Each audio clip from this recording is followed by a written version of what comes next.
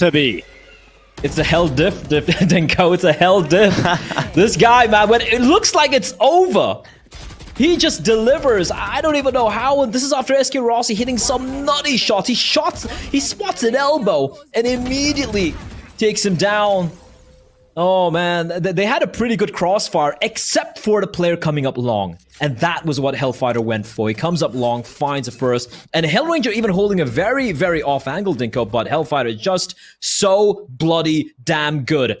Final round of regulation. And SK Rossi, he brings out his big gun. He brings out a big stick. He's looking to find an opening towards C. But Hellfighter, he's not going to face. He's got Marzel as his tag team partner on that C side. No one towards B. No one towards Garage. A lot of utility, though. And Kappa's... Oh, he spotted the player out. He spots both of them out. Are they going to go for the play, though? No, they're not. SK Rossi taking a couple of pot shots through the Nebula, but he's not going to find... Oh, I thought he actually landed a tag there. But Marzel, very fortunate. And look at right to ace Nico. He's pushed in very deep. And he's guaranteed at least one kill here. Surely at this point, he needs to get a kill out of this. They're going to go around the corner. Cloudburst, that's the Hellranger down. That's the utility gone. He used that Hellranger utility so well, but look at the lineup right to his. Could not get a follow-up. He was committed to that position. And here comes GE, SK Rossi. He is pissed off from the last round. He wants to get this done. There goes the lockdown as well. Amaterasu trying to get aggressive, trying to put it down. Cap on the headshot. After all the heroics for VLT to keep them in this, it might just end here in misery at a 13-11 scoreline. Marzel's being forced out of position. Lightning Fast is taking him down. And Hellfighter, they ask him so much. But this time, it's too far, surely. Hellfire's found one, and his skills out of play, but a 1 versus 3 retake, and they know exactly where he's coming from. Hellfighter's going to have to pull off the unthinkable, the impossible. And he's got to make it happen quickly. This time is now taking SK Rossi nearly the bane of their existence in the last round, but maybe this is enough now. The spike is ticking. Hellfighter clearing the close positions, but they know this one's about done. The gravity wall coming through, the Hunter Fury trying to eliminate him. He still will not fall, but finally SK Rossi brings him to the ground. Global Esports, it isn't the cleanest finish, but it's a finish they could be happy with. Haven goes their way, and we're now 1-1 in this best of 5. That's literally it. SK Rossi, go kill Hellrangers. That's the simplest of tactics you can have. His entire textbook, his entire book is just that one line. But here we go, aggression coming out, triple man aggression. And here they come charging in. Amaterasu MW1 finding a couple of kills very early on, and they are aware, cognizant of the presence of another player. And this is flawless. This is clinical from VLT. They don't wait for the fight to come to them. They take it to GE. GE definitely need to get better at the starts in the games, because VLT have dominated the pistols, man. They've been so good in these pistol rounds and following up. They always give themselves that 2-0 lead. But the thing about GE is they're just so good at the gun rounds. When you get those first couple of rounds going in the gun rounds, that's where they start to really commit to their own. But let's see if they go for an investment, because for a lot of the teams here so far, especially in this best of 5, these second round investments haven't really been coming through. So at least they've done that. They've actually gone for a force this time play. Again, it's the aggression from MW1, but this time he is met by a Spectre and he's brought down quickly. Recon bolt going through, Guiding Light trying to delay. A toxic screens come up, and it's a wall to really create some pressure on this A side. Wall's gone down though. It's a little unfortunate there was a Sky who got tagged down, so he really can't heal himself. Hellfighter from the distance with the Guardian. They are looking to take this fight. Everyone's rotated except for the one player still holding all the way back towards the B side, and Hellfighter's aware. He's aware. And at that range, Dinko, I'm gonna give the edge to the Guardian, but then it's SK Rossi, and he can make that a Spectre look like a Vandal at times. A little bit of lull in the action. And with the Viper Wall coming up, that's going to provide an opportunity for Rossi to evacuate the premises and regroup with the rest of his teammates. Dog comes up towards the double doors. They now are aware of where at least Right to Ace is playing from, and they're slowly sneaking back towards B, where the premises it's been evacuated, Dinko. Marzel seems to be very paranoid of the potential of a player lurking in from elbow. But once more, they regroup back towards A because they have the Viper towards B. Is going to try and sell the fake Dinko. This could actually work out unless right to ace goes big. Well, Hellfire spotting some coming in towards his position via the camera. He gets spotted by the recon bolt though, they can't get around the corners. They know if he actually dived to the right side. He tried to upgrade to the Spectre, at least trying to pull out the fully automatic weapon, but in the end just gets shredded. And GE, they've actually come back in with an immediate force buy response, and it will be a round that they'll be extremely happy with. Because GE definitely should not have been in this situation so easily, Blab, but they've only lost one player. That's kind of crazy, Dinko. The fact that they're able to win this round, like you said, losing just to one player, and that too was in a 1v5, right? Like, it was just unfortunate that Amaterasu was able to catch a player off guard there. I did really feel they were going to be going for the fake towards B with the Hell Rangers lurking there, but instead, yeah, they just go for the no-nonsense push coming in, but all the kills going their way.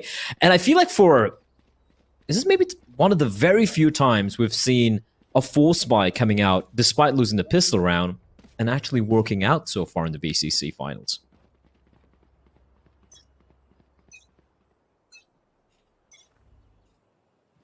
It really feels like the force buy meta isn't exactly a thing here as much in Valorant, in particular in this region as well.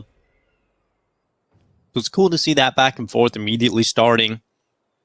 Because we talked about how GE, they don't exactly win all the pistol rounds. It's quite an anomaly against VLT to win them. But if you can win those force buy responses, then you're right in this early start. And GE can actually take control of this game right from the beginning. They're going to be walking up into B. Toxic screen up, covering off all the archways. Send a shock dart in behind it, and now they're looking for the plant straight away. Locking that in, and GE are going to have to play for the 5v5 retake, or will VLT even go for this? They're going to start moving forward, trying to spot out some info early on. Trying to rattle a couple of shots from the marshals out to dish out some damage. But haven't been able to pick anything up just yet. Eventually, they'll get ready to explode onto the post-plant hold.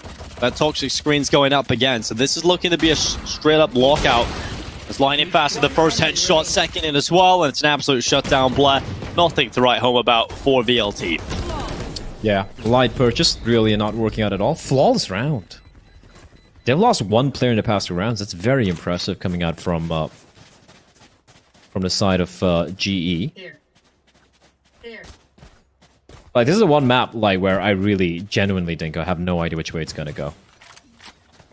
I had a interesting chat with I was speaking to both Ace, right to Ace from VLT, and Hellranger from GE just before the tournament, just talking to them about what's their expectations and what are their thoughts on his matchups. And it's interesting how these two teams have differing opinions on why they struggle against each other. For GE, for Hellranger, it was more like they get complacent, even though they always tend to get off on the right foot, and because of that, they get punished. And for the side of VLT, it's SK Rossi. They literally said SK Rossi is the problem. And right now, Ace, though, he's looking to find a couple here to prolong spray with a Vandal at 3K from right to Ace. He doesn't get the ace, but he doesn't have to. He's done his job. 1 was going to be good. 2 was going to be insane. 3 is just ridiculous. MW1. Yeah, super hard to do that as well with the Vandal Blare, right? Just really being able to reset that spray and snap back for those headshots. Final few bullets in the magazine, and now down to 1 versus 3 skills.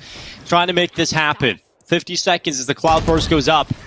Ooh. He's actually walked into it, but MW1 so quick on the reactions. He's tied up the scoreline. VLT and GE once again even on the board. I was just telling how right to Ace said that SK Rossi is a problem for them, and he turns out to be a problem for G. What is this? Like the recovery and the final kill, Dinko. If he had more bullets in that gun, I'm putting my money that I got a 4K there. But fantastic work from right to Ace. The solo push towards mid, getting the 3K, shutting down GE before they even had a chance to execute whatever they had in mind. And just to finish my thought, the problem they say SK Rossi is annoying to deal with is because they have their game plan in mind, and we've seen this from SK Rossi, who are just going to the solo dry peaks and just being a nuisance, and it prevents them from really going for an execute. Right now, MW1 is preventing GE from going for an execute. Nice positioning there, catching a player off guard, but out in the open, lightning fast replies back. So the side control has been lost. However, it's a 4v4. Spike yet to go down. There we go. Seeker's out, Dinko. The retake is on. Seeker's going into play, and the Viper's pit, they're really going to help out. And that location has been revealed with the recall bolt. Hellfighter's taken down 2. Lightning fast, dodging out the Seekers, but getting into this snake bite's not easy for Hellwrench. She's just running right through it, taking damage on board. He'll go down to Marzel. That defuse starting to come through. Hellfighter's left alone. They're trying to hold on to it, and Lightning Fast will go down as Marzel covers off his teammate. 3-2, VLT, again a close round, but one that they are managing to pull out. What a retake from Hellfighter, Dinko. What a retake. The side, man's nuts. It's so crazy. And Marzel as well, using a snake bite, flushing out Hellranger from that little corner he was hiding in. The cool thing about Hellfighter is he doesn't really have to play a specific agent. He's very versatile in that respect. He kind of just does whatever's needed of the team. Yeah. Plus, he's also doing all the heavy lifting in terms of the clutches, the impact moments, the individual skills there as well. So I think he's just a very good asset to have. I feel his counterpart on the opposing side has to be Lightning Fast, right? Oh, Marzel though, trying to be aggressive, Dinko, and he was alone. There's no one right next to him to trade, but they could potentially fall. Oh no! Oh no! MW1 caught napping, Dinko, and he's not going to wake up from that because there's been a bullet in his head by SK Rossi. How did he get there so fast? This was just a super fast round overall, right? We had some defender aggression down into B arches. Didn't really work out at all as you would have liked. And now GE, well, they're standing with a 2-man advantage on this attacking side. And Spike down and VLT with no real option but to save their weapons into the next one. This round's so quick, blah. It's absolutely lightning fast. I saw what it did there. I do want to see a replay because I felt I was caught napping because I didn't expect MW1 to get taken down there, right? They got the kill into Marzel. They used the Trailblazer to clear out the right side of the site. And I thought MW1 would probably be tucked in and be able to at least get 1 kill, but well, they're going in for the hunt here. Okay, I thought someone has to die, and it's going to be Hellranger passes away in that round, but it's okay. They managed to win the round, and more importantly, they put the economy in a little uncomfortable spot for the side of VLT. Let's say that, no, never mind. Actually, I have enough for a pretty solid buy, although Marzel will be a little low. And they have 2 ultimates online. MW1 with the Blade Storm means he's just going to be rocking the Frenzy. For Marzel, the Vandal, and of course the... there we go, the Viper Spit. I actually like using the Phantom when I have the Viper Spit out. If I'm playing the Viper, that is. Higher rate of fire, the players are more tagged, they've been decayed. Tracers as well. Yeah. Well. Yeah, it's a good idea, boy. Also, I just like to switch it up because, I have too many skins. But here we go. Attack on in. Attacking side looking to put pressure on the Hellfighter. He's trying to hold this back corner. Okay, MW1 up on top. Blade Storm's found 2. And those blades can be real nasty. Once again, death by acupuncture. The back alley man strikes again as MW1 comes in with a 3K. And a Hellfighter sweeps up the rest. 4-3 for VLT as they once again take the lead. How did they even win that round? They lost the side, Dinko. I mean, great entries from Skills, and then MW1 just replies back. 2 quick kills, and even a third with a Frenzy. That's just disgusting. And of course, helped out ably by Hellfighter. If Hellfighter hadn't pushed the right side of the bomb site there, then MW1 would have been dead to rights. But he just times it perfectly. He just swings out wide, gets 2 kills, and that gives the opportunity for MW1 to get a 3rd kill for himself. That's a very important round to win for the side of VLT, because if they didn't win that, they'd have been down to just a few upgraded pistols and maybe a couple of Marshals. But they make it work, but once more, it is going to be a hit coming in towards B. Seekers deployed. MW1 gets the opening with Skills with a quick trade. Side has been lost, but it's going to be a 4v4. Never mind, Marzel replies back, and SK Rossi, what is he doing? Walks straight through the Viper's wall and gets punished by Amaterasu in return. Toxins going up. Trailblazer trying to find some opponents, and we'll realize that corner is actually extremely clear. But GE, they still have the sight. Issue being the weapon as well. Oh, especially that Spectre at long range down into the window. You can't really expect it to come out on top of against a Vandal. And Kappa's left alone. He has got the Hunter's Fury, but he's not in a good position, really. But oh my god, he's somehow done it. The Spectres come in with a double. Remember, he has that Hunter's Fury if he wants to use it, but he's just peeking out. Another kill.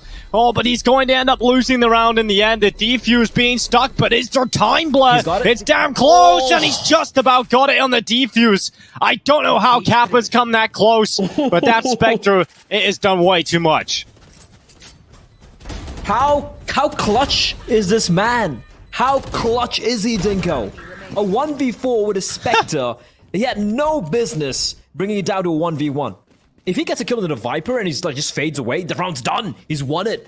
What a play from Kappa. Unfortunately, it's just not good enough. Just a couple of seconds more if he was able to delay it, Dinko. That could have been the round, but nice attempt. That's an NT. That's an actual NT coming up from Kappa.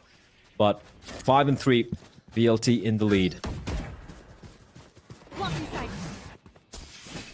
I absolutely love that, blood, but it's time to just get back into things because that SK Rossi does not give you time to breathe. One tap, one tap, one tap. 3 to the chest of Marzul, and he goes down to the Blade Storm. An important kill to find, and here comes the Hunter's Fury from Kappa. Once again, they're forced away the defense in this B site. This is a real weakness now, blood. Dinko, it's a Spectre, a Marshal, and 3 rifles. It's not exactly a full fleshed out exactly. buy. It's the Blade Storm again, though, blood. That just makes the big difference. It was a bit funny watching just jump one on time. Boink, boink, boink. Well, now they gotta deal with it. It's still up, and that's the bigger issue. Is here comes the retake attempt. Right to Wiz with one, the orbital strike in, and SK Rossi again with another headshot on the Blade Storm. Right to Wiz, left alone, blood, and with the weaker weapons, it's another round for GE. Back and forth, back and forth, back and forth, Dinko. This is, it's like a boxing match. You're just trading blows at this point in time. Yeah, but the scary thing is how easily GE keep getting this B site. Oh, yeah. And the fact that they nearly win that clutch in the previous with Kappa. Like, eventually, the law of averages should go in GE's favor based on what we were seeing so far. Eventually. Well, let's see how it's going to pan out, the Dinko. Like, I mean, I'm not going to say anything because I know how this map played out the last time you and I casted it, right? So, what was it? 18-16, the final scoreline, I believe it was, for VLT. So, anything can happen here, Dinko. It's Kappa. I have the spike. Aldron doesn't spot right to ace. Goes by. Ooh, that's a nice find. I thought he'd probably get immediately taken down there, but a perfectly placed guiding light. But the trades are good. And especially in a map like Breeze in particular, Dinko, I feel like 4v4 would heavily favor the attacking side because of how massive the map is and how long the retake takes. But look at this. Amitharosa pushed down mid. He's getting a lot of information. But that means they've also given him control of halls. There is the tripwire for the Cypher. The moment they break it, game's up. They need to go for a play. They're going to break it now, and now the pop comes through. It has to be quite an explosive play. Guiding light going deep in towards Archers, and they're going to wrap around to B, blood. I'm a big fan of this. This is awesome coming out of GE, and Marzul's having to try and get the right read. I think he has now that the info hasn't really been passed on, that they're not trying to attack into the A sites. They're going B, and Marzul's done a very good job getting that screen down. Okay, Marzul, 3 kills picked up. He's taking everybody down, and that B site shall not fall easily this time. Marzul is the rock, and another one from Marzul, a 4K. You challenge the B site, you've got to deal with Marzul. And this time around, he comes out on top. He sinks his fangs deep into the jugular. What a round from Marzul, holding on. He held on to the Viper wall, and he's like, all right, I'm going to use it now. Perfectly placed, perfectly timed, clinical aim, a 4K all by his lonesome. And you did say that the B site has been a bit of a problem for VLT. But this time around, Marzul does stand tall. Although this was a bit more of an unorthodox take of the B side, right? Like, it wasn't going for the typical elbow play or like the B pincer or just a straight out hit towards the B side. They had controls of Hall, and they're like, all right, we got to make a decision here. Do we head towards A or B? They opted for B, and they just came in from the defensive side, which, if they actually had a lurk out towards B mains, Marzul's position would have been neutralized. But the fact that I felt like they just made the decision on the fly, which is why they didn't have the contingency of having a player just lurking around there towards the entrance of the B side. But nonetheless, fantastic hole coming out from Marzul. And With that, VLT with a 2-round lead. Can they get the? Can they take the lead going into the second half, Dinko? Or is it going to be 6-all? It's the question that's on the back of our heads right now. Is will VLT push forward? Because I mean, I would say GE, if it definitely had a lot of cool round ideas, and with the way those B attacks were going, it definitely looked like GE were on the right path. But if we get step ups like that from Marzel, if we have VLT start to step up individually across the board, they could easily take this half quite comfortably. So GE have got to dig deep. Yes, getting out of the sights is good, but they've lost a couple of close clutches now. They've lost that last round in quite a ridiculous fashion. Everybody dropping down to Marzel. So now they got to try and find a big reply, and that's a good start from SK Rossi. They've gone to the polar opposite end of the map. They're going to start putting pressure onto A. And SK Rossi has already found one. Does he expect MW1 in this corner, though? They haven't cleared him. SK Rossi's got 2, but that'll be it. Because here goes MW1. Trigger discipline to the max right now. He's not giving this up at all. He's waiting until more players come into his crosshair. He's got 1. Make it 2. MW1 tailwinds out of position. And that spike is down on default. MW1 doing everything by himself. Dinko, he spots the second player out as well. Avoids the flash. Oh, there he goes, blinded. Another Cloudburst is still alive. I don't know how he's still alive on 13 how points is he of still health. alive? He finally will be found by Kappa. It's a 1v1. It's right to Ace against the opposing Sky, and Ace will shine so bright in the round. But what a round from MW1, Dinko. What a round. Nerves of steel from the Jet. Unbelievable stuff from MW1. The trigger discipline, the difference that this makes, that he doesn't just take that first kill on SK Rossi, denies the plan, takes the second, and immediately just delays. The other thing is, okay, he gets 2 kills, but he also prevents them from pushing out of cave, right? He keeps them in that spot for so long, and those crucial seconds are allowing extra rotations from his teammates to get back over to A. So impressive round from MW1. Very important 7th one picked up. And this is after those 2 fantastic openings from SK Rossi. This time Amaterasu punishes SK Rossi, Dinko. He gets his vengeance. And MW1 walking on out. I've got your trail. The Cypher Cage providing a little bit of space for him to work with. Kappa finds Marzel, though. Marzel caught a bit napping, and that's going to drop the rotation, Dinko. That's going to drop the rotation, and MW1 looking for more kills. 2 more frags for him. He finally was tagged by the Seeker, but he's done his job, Dinko, and Hellfighter catches Kappa with his Hunter's Fury out, and it's all on skills. 1 versus 4 with the Spectre, and MW1 with a 3K. Take a bow, MW1. 8-4 the scoreline. I was asking if it's going to be a closer scoreline. Was it going to be 6-6 or 7-5? No, it's 8-4. VLT with a fantastic defensive side here. And you got to bear in mind, like, they usually struggle in the defensive side, but they've looked so good so far. The individuals popping off.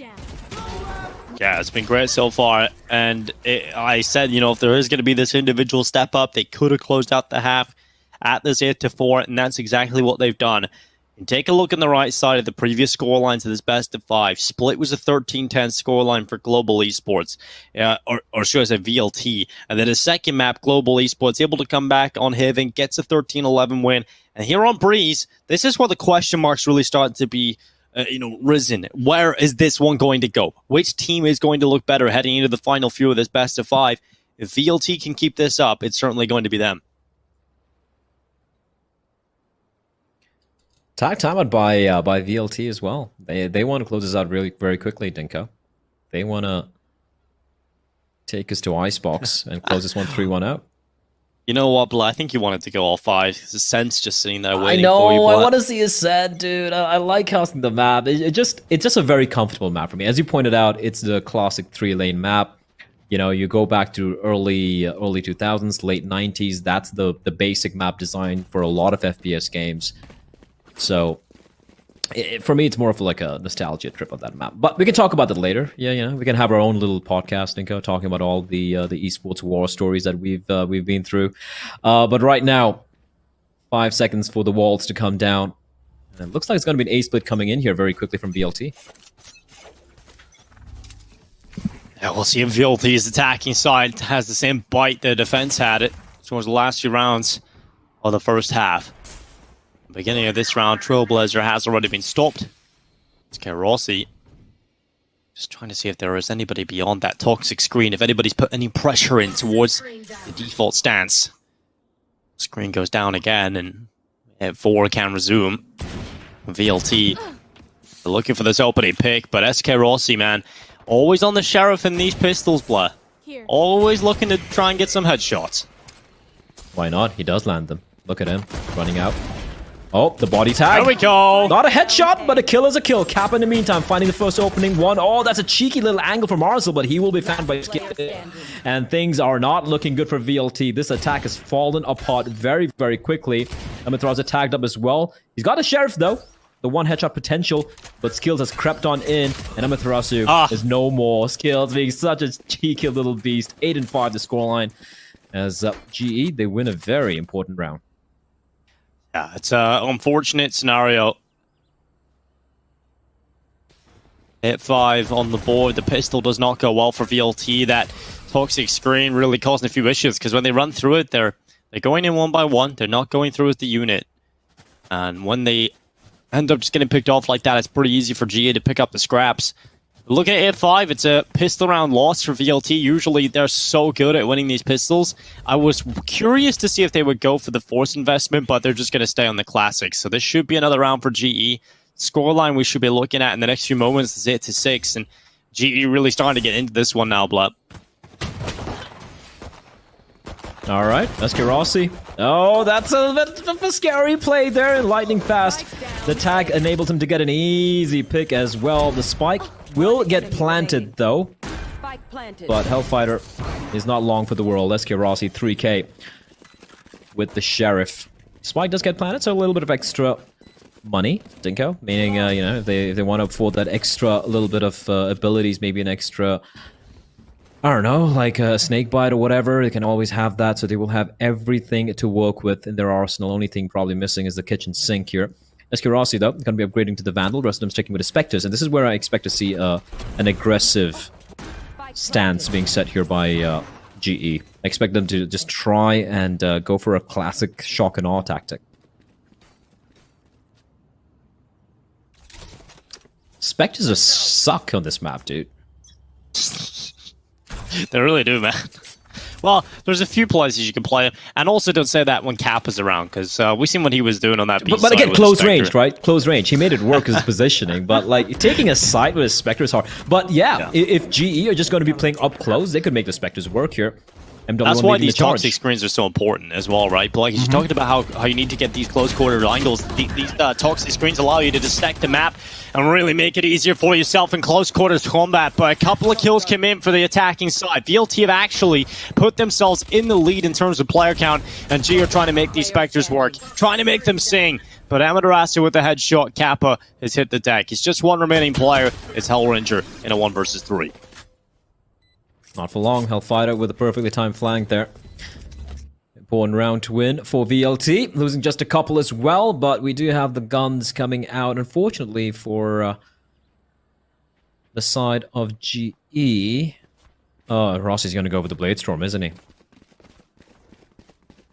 Alright, Rossi, let's see what he got. He has been very impactful on the attacking side. Although there were a couple of moments where I just wanted to just, you know, whack him on his fingers. I'm like, stop pushing. Stop. Like, stop holding W. Like, stop holding W. It's like, it reminds me of a few other players in the Asian region, Dinko. And it hurts. Somebody's... I can't remember his name. Somebody at least. Yeah. Anyway, Fighter is gonna give away his position because, yeah, I might take another recon vault. But just playing very passive default angles are all the members of GE right now. Blades haven't been popped yet. Ooh. I think he took a bit of damage there, but Kappa doing great work with the Bulldog to find Marzel. That's an important player to find. And SK Rossi tagged very low. The heal should be coming in from his teammate the moment they're able to take down the Cabbages. Amaterasu opening up the B site though single-handedly. And the Sky Smokes will be deployed. And Amaterasu is not stopping anytime soon, Dinko. He's taking matters into his own hands. But can he hold off the beast that is SK Rossi and his Blades? Oh, skills. With a kill on MW1, SK Rossi looking for an avenue back into this one. Sky smoke up at the archway. He's only got one blade left. And that's not exactly the best scenario for him to be in. He's got to hit this headshot. He's got to make it sing. He's looking for the heads now, but finally taken out right to his at long range. Takes away the blade storm itself. Now Skill's running away from this one. It is going to be another round for VLT. It's 10-6 on the board here on Breeze. The last time we seen these two teams compete on Breeze, it was an absolute bloodbath play. You know, went a whole distance, even more. We've just seen so many rounds of Valorant played out.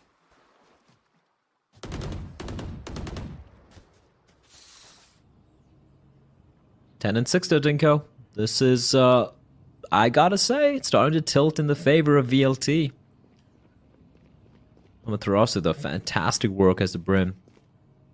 3 kills there without getting traded at all. And more importantly, just nullifying the Blade Storm. This round is rough for... oh, this is very rough for GE, Dinko. Like, the money is non-existent. They have the AKV, the Vandal safe in the previous round, but that's about it. Oscar Rossi, though, he doesn't care, Dinko. He's going to buy up. I do wonder at times, like, obviously Hellranger is allowing him to go for these buys, but I do wonder, like, at times, doesn't it, like, bite them in the back? Like, when you don't, in a crucial round where, sure, you're going to drop him a weapon, but that means one of your teammates doesn't have something to work with. Aggression, down mid, but Hellfighter, ready and waiting, finds a kill, and that's the second Vandal taken down. They've even used Neural Theft, and the lightning fast position has been compromised as well. Not much GE can do from this position, apart from maybe potentially hold on to the one gun they have, but there's also a lurk as MW1 is going to be sneaking in from behind.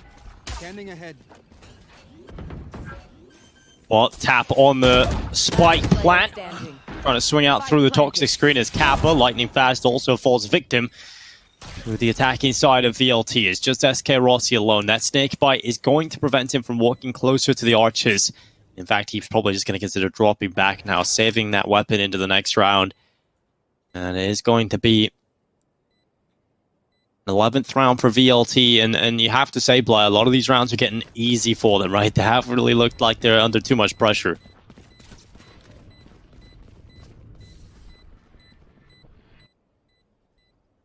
Yeah, considering how back and forth that first half was, I feel like the ever since VLT were able to like string a couple of rounds together, it's just been looking very solid for them. And yes, even though GE they won the pistol, they also won the force by the second round of the game. The gun round wins have been very isolated, right? I don't think.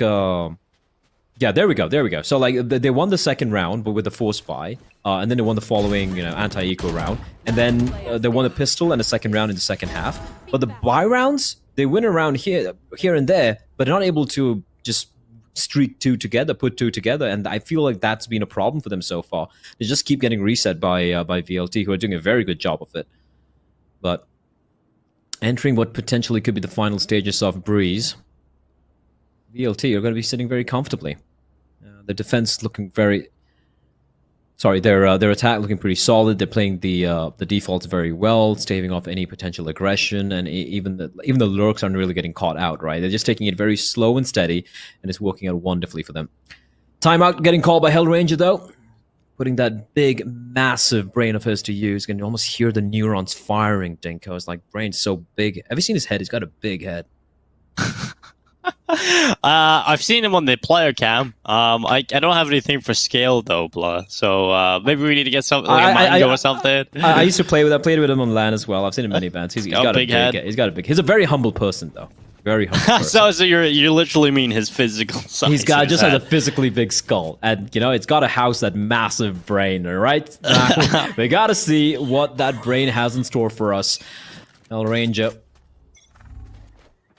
towards the B side. It's got a Sky for cover as well. And once more, VLT. They just go for this default spread out approach, just, looking for any aggression from the defensive side, looking to punish them, getting map control. MW1 coming out the worst for wear from that initial skirmish with SK Rossi.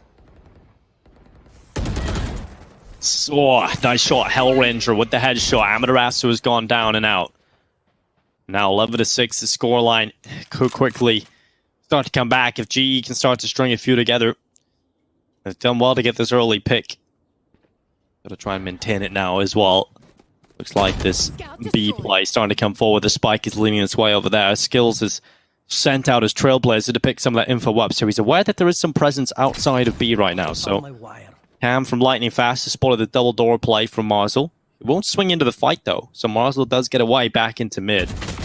But it's all information gathering right now for GE. Finally, something goes VLT's way. It's a kill in the hallways. MW1 able to find a headshot as well. Hellranger though, he might have a big head, but he's also hitting headshots. Marzel's down. Now the Seeker's out putting pressure onto Hellranger.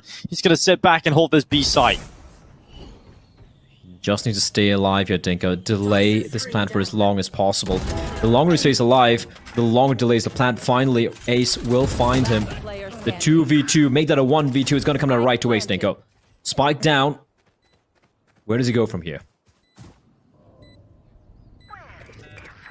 Right to Ace, just chilling back in the corner. Neural Theft is spotted exactly where he's playing from in this post plant. VLT, they get this one. They're up to 12. Right to Ace, trying to make it work, and Lightning Fast runs him down. A headshot secured for the round win as GE will go to 7. And it is Hellranger who does most of the heavy lifting now. Yeah, so now you know why you call the technical the tactical timeout, Dinka. I was like, all right, Hell, go kill. And Hell's like, yes, I shall. He gets all those kills. Fantastic call coming in from Hellranger there.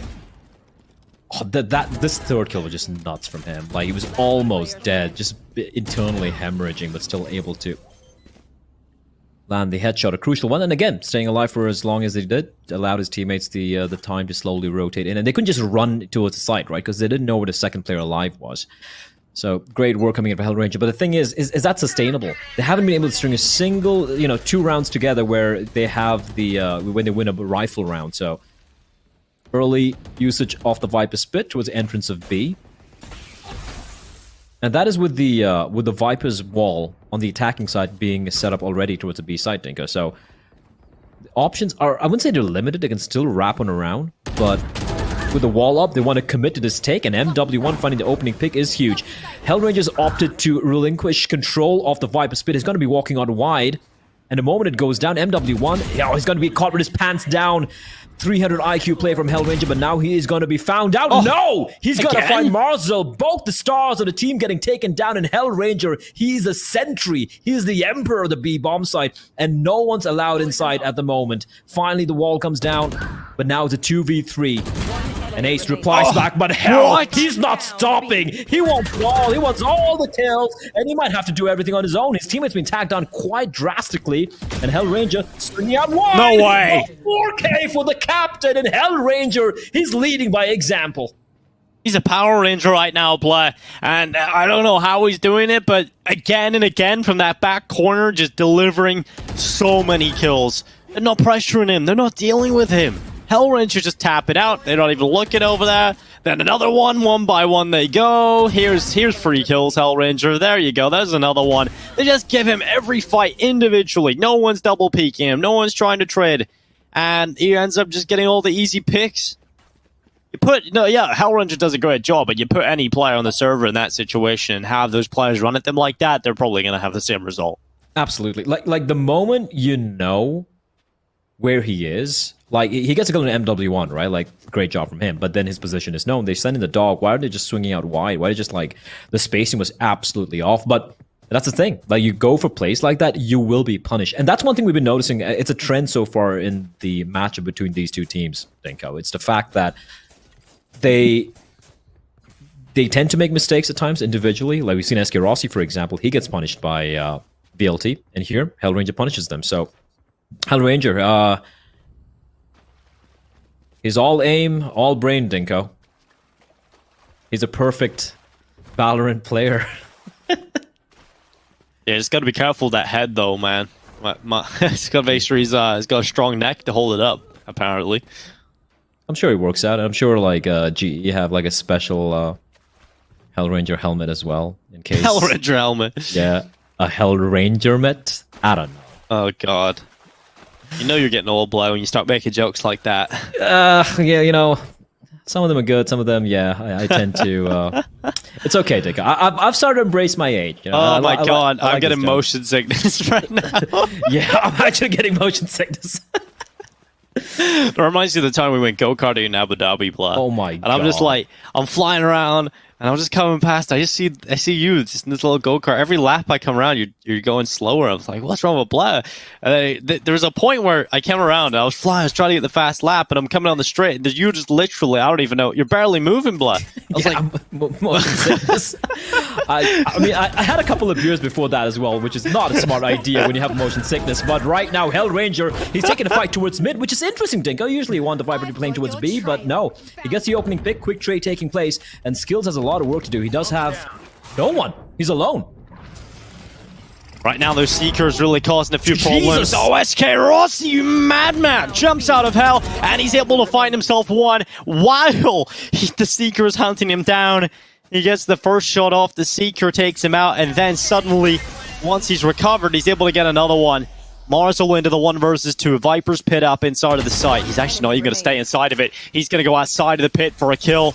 He's worried about going inside because now he's low on health. He doesn't want to go back into it because those shock darts are causing a few problems. And he's throwing that toxic screen up to show, oh, the Viper's pit, it might go down, and that screen will still be up. And Cap will have no idea that he's not way. inside it. This is a big brain play. Oh, no. He's got to hear that go down now, though. Yeah. Kappa knows. Marzel knows. They both know. Who's going to be looking? Oh. Dinko, like a millimeter, or like a millisecond, right? The moment like Kappa just turned around, if that was a second, that was a millisecond that Marzel chose to peek, he would have clutched it out. But GE aren't quite done yet. And SK Rossi, he's a madman. He's a lunatic. Like, what are these plays? What is he even on? Like, there were like 5 ultimates or like 5 abilities being used on him, and he's like, I don't care. Vandal goes brrr, and he just gets all the kills. It's absolutely nuts. SK Rossi is just mental. Jumps out of the nest. Oh, let's see what happens in this round though, because we are still looking at VLT up on 11. They can very easily still close Breeze, but GE are on their way back into this, and it wouldn't be a VLT GE matchup if the comebacks weren't coming through. And this OT? best of 5 is definitely heating up, blind. Yeah, it's a possibility right now. Poison's off. Oh, Marzel. Yep. What? Oh my god, he does get the kill. I thought for a moment he wasn't going to get anything, but luckily, I don't know how he stays alive. And now Amaterasu, he's actually slipped in behind, but it's a Spectre. It's a Spectre play, and that means it's not going to get the kill. Oh, that's such a moment for Amaterasu. That was a free kill, Dinko. He could have actually walked in closer and try and close the distance to get the kill, but MW1 with a blade, he finds one. Hellfighter with a Guardian. What the is this second round? tap doesn't land. SK Rossi meanwhile finding Hellfighter. I don't know what's going on. Someone hold me. Dinko, hold me, because I'm losing it. The spike's getting planted at A, and SK Rossi finds MW1, and now it's all on right to Ace once more to clutch it out for his team. 45 points of health. He does, however, have I believe, a Vandal to work with. Oh no, he's still sticking with the Spectre. Yeah, he's going to stay with that Spectre right to waste, wanting to win this out. He's got to do it the hard way. The Spectre is not the weapon for it, but they're going to try and come back into his close quarters position. Did he just get spotted? He did. Guiding Light's going to go out. He switched out to the Vandal instead now. That Guiding Light's not very useful at all. Then the Snake Bite in behind him didn't allow for the fallback or change up in position. And Hellranger yet again, coming in with a shot, defuse. It's close enough, but it is locked in. 10 rounds for GE. 11-10, blah. GE, this could be the deciding moment in this series. If they can pull this back and win Breeze, then, my god, they might just pull off this series. Don't ask me anything about that round, because I have no idea what happened. Okay. Firstly, like, why do you want to play that angle with a Guardian, Dinko? Why would you play that angle with a Guardian? Unless you're SK Rossi, in which case, yeah, sure, do whatever you want. I mean, that round had, like, literally everything, right? You had the Spectre pushing through the hallways up in behind Nest, and it should have got a kill. Hellranger gets a little bit lucky that he has the better weapon. And then suddenly, you have all these crazy fights happening in and around middle. And then, like you said, with that Guardian antics as well. In the end, GE are just happy to get the round win. Because even that time on the timer, if they were just staying alive a little bit longer, maybe there's not even enough time to get the defuse in. True. Imagine, like, you're just like a normal dude just living on this island. It's a beautiful Caribbean island. You wake up in the morning, you step out, you make yourself a nice pina colada. You're sitting on the beach, and then you see this shenanigans happening. You know, these 10 players just running around, shooting at each other with like Viper ults, and you're just wondering what the hell is going on. We never talk about the innocent civilians. No, we don't. We're the innocent civilians in this one, Blah. You know, our minds going warped at this point, watching some of these plays. But 11-10 and VLT. I did say, like, well, the last time we seen them on Breeze, I said these are the kind of moments that really will decide whether or not you're going to be the champion of this qualifier. As if you can pull off the comebacks and dig deep and get the wins. In these kind of scenarios, that's really what makes the difference. And VLT did it the last time. If you remember, Blah, it looked like GE had won Breeze, and then VLT pull it back to overtime, and they win in OT. 5 overtimes it was. So, you know, we know they can do it. We know they can pull off the wins in these close quarters combats. And VLT needs to do it. They need to do it again. Again and again and again. Oh no! That was too quick, It bounces off the wall. Anyway, no harm, no foul. You can always pick up the poison orb, so it's okay. As we have the pit online, the Viper's pit. So the entry towards A. It's not like it's impossible. You can still try and use a Sova to make your way in, but right now, it's not looking very comfortable. But if they get Hall's control, they can just ignore the Viper's pit and just try and get the spike down behind the pyramid. So there's still a lot of options available for the side of VLT, but what did it do here? Because if they lose this round, as I pointed out, it's neck and neck. They can easily go the way of GE. We could see OT as well. Anything possible. Anything that you can think of. Right to Ace. The Tasmanian Devil unleashed, looking to find Hellranger, but he only finds a Sova. So Hell's still sneaking around, but at least they're aware that Hell's playing maybe from the backlines, but there's no one to really take advantage of that. So Hell can easily have used that time to sneak on in above, and here comes the orbital blast from above. That's Amaterasu finds Kappa. Eskerossi replies back, though Hell's still inside of the pit. Eskerossi has a lot of work to do. 2 kills for him and a double for Hell. 1 player remains for the side. It is going to be right to Ace for VLT to try and clutch this one out. It's a 1v3, and Hellranger will clothesline him into the ground. The scores are tied up, Denko. I said I thought this was going to go the way of VLT, but what the hell do I know? Yeah, this is unbelievable that GE are able to pull this all the way back. Look at that string of round wins. Hellranger making most of the difference to get them into the scenario in the first place, but that has been 5 rounds in a row now for GE. The rest of the team starting to step up and make that difference as well. SK Rossi at the top, as you would expect. He's really making a big play right now. And GE, they could take Breeze. They could take the scoreline 2-1 now in the best of 5. And then they would only be 1 map away from getting that spot at the APAC Last Chance qualifier. For anybody that doesn't know, that's so a qualifier that has a champion spot on the line. Oh yeah, this game is the most important game for each and everyone in the server right now, in their entire Valorant careers, right? I know it's only been a year and a few months since the game came out, but this is the most important game for them. So every little mistake can come and haunt them, and they're going to have sleepless nights if it doesn't quite pan out. SK Rossi spotting at least 1 player towards the halls. They've also broken the tripwire for the Cypher. Door control taken by MW1. Lightning Fast very aware of the possibility of his presence. He's just going to close the door, is he? He's just going to swing wide, and MW1 greets him with a kiss of death, almost jet dashes his way into the wall, and Kappa, for how much longer can he stay alive? Not for long is the answer, and it looks like VLT have finally cracked the puzzle, and is down to the Clutch Meister himself, Hellranger, in a 1v5. Okay, now a 1v3. Still improbable, Dinko, but this man, he makes me want to believe. Hellranger in clutches gets 100% buff, man. He just looks so good in these scenarios. That second shot was filthy, but like you said, still a long way ahead of him in this scenario.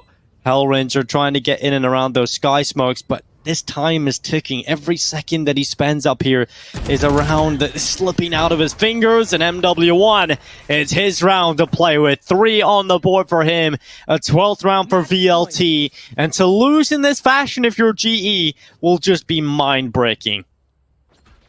Imagine mounting a comeback where I was saying they weren't able to string a single gun round. They had won only 2 gun rounds till it was like, what, 12, like 11 to 6 or something, and then they string 5 in a row together, Dinko. And that too based off the heroics of multiple players, Hellraiser in particular. And finally, VLT, they cracked the puzzle. The slow, measured approach towards the A side, just flanking on in. And they need just one more round to take this map, Dinko, but it's SK Rossi and his blades, his shanks in his hands, 5 of them looking to find all 5 players. Right to where it sends. His Trailblazer in. Incredibly important scenario here for GE to try and get this one. SK Rossi has come in quickly with that Blade Storm. He has lost a teammate though. They're going They're towards down into this 4v4, and they're going to go into B. SK Rossi, if there's ever a man that you want to step up and deliver you a hold, you would rely on SK Rossi with the Blade Storm. Another headshot just before that toxic screen comes up. SK Rossi has given them the man advantage. Can they hold on to it? As VLT sit back in the 3v4, they want to still go towards B. That screen will come down, and SK Rossi spots them out, pulls the blades once again. His teammates coming over to try and help him out. He's going for some of these jumping shots. Again, he's been so good at those. 30 seconds now. They really need to make some space here, VLT. If they want to get the win here, they've got to push forward. They've got to make a difference. And now they're leaving. The spike is finally coming back over, but 20 seconds, Blair. 20 seconds is all they've got to get into this site. And SK Rossi's changed up his position. He's in such a strong spot. He's got 1, and now drops in behind cover. The Hunter's Fury starts to come through as well, and the Blade Storm has missed a couple. The spike is just about going to go down. And now the Viper's Pit is out as well. 3 versus 2. GE have the advantage into the retake, Blair. Oh, he's done everything he can, Dinko. Now it's a time for his teammate to step on up here. But Marzel stepping out wide. He swings out wide from the pit. He finds lightning fast. 2v2 now. Location revealed. And that's going to be Hellraiser getting the kill. But a trade is good at Hellraiser. Of course, it's Hellraiser, the captain, to clutch out the round. Ladies and gentlemen, we're going to overtime.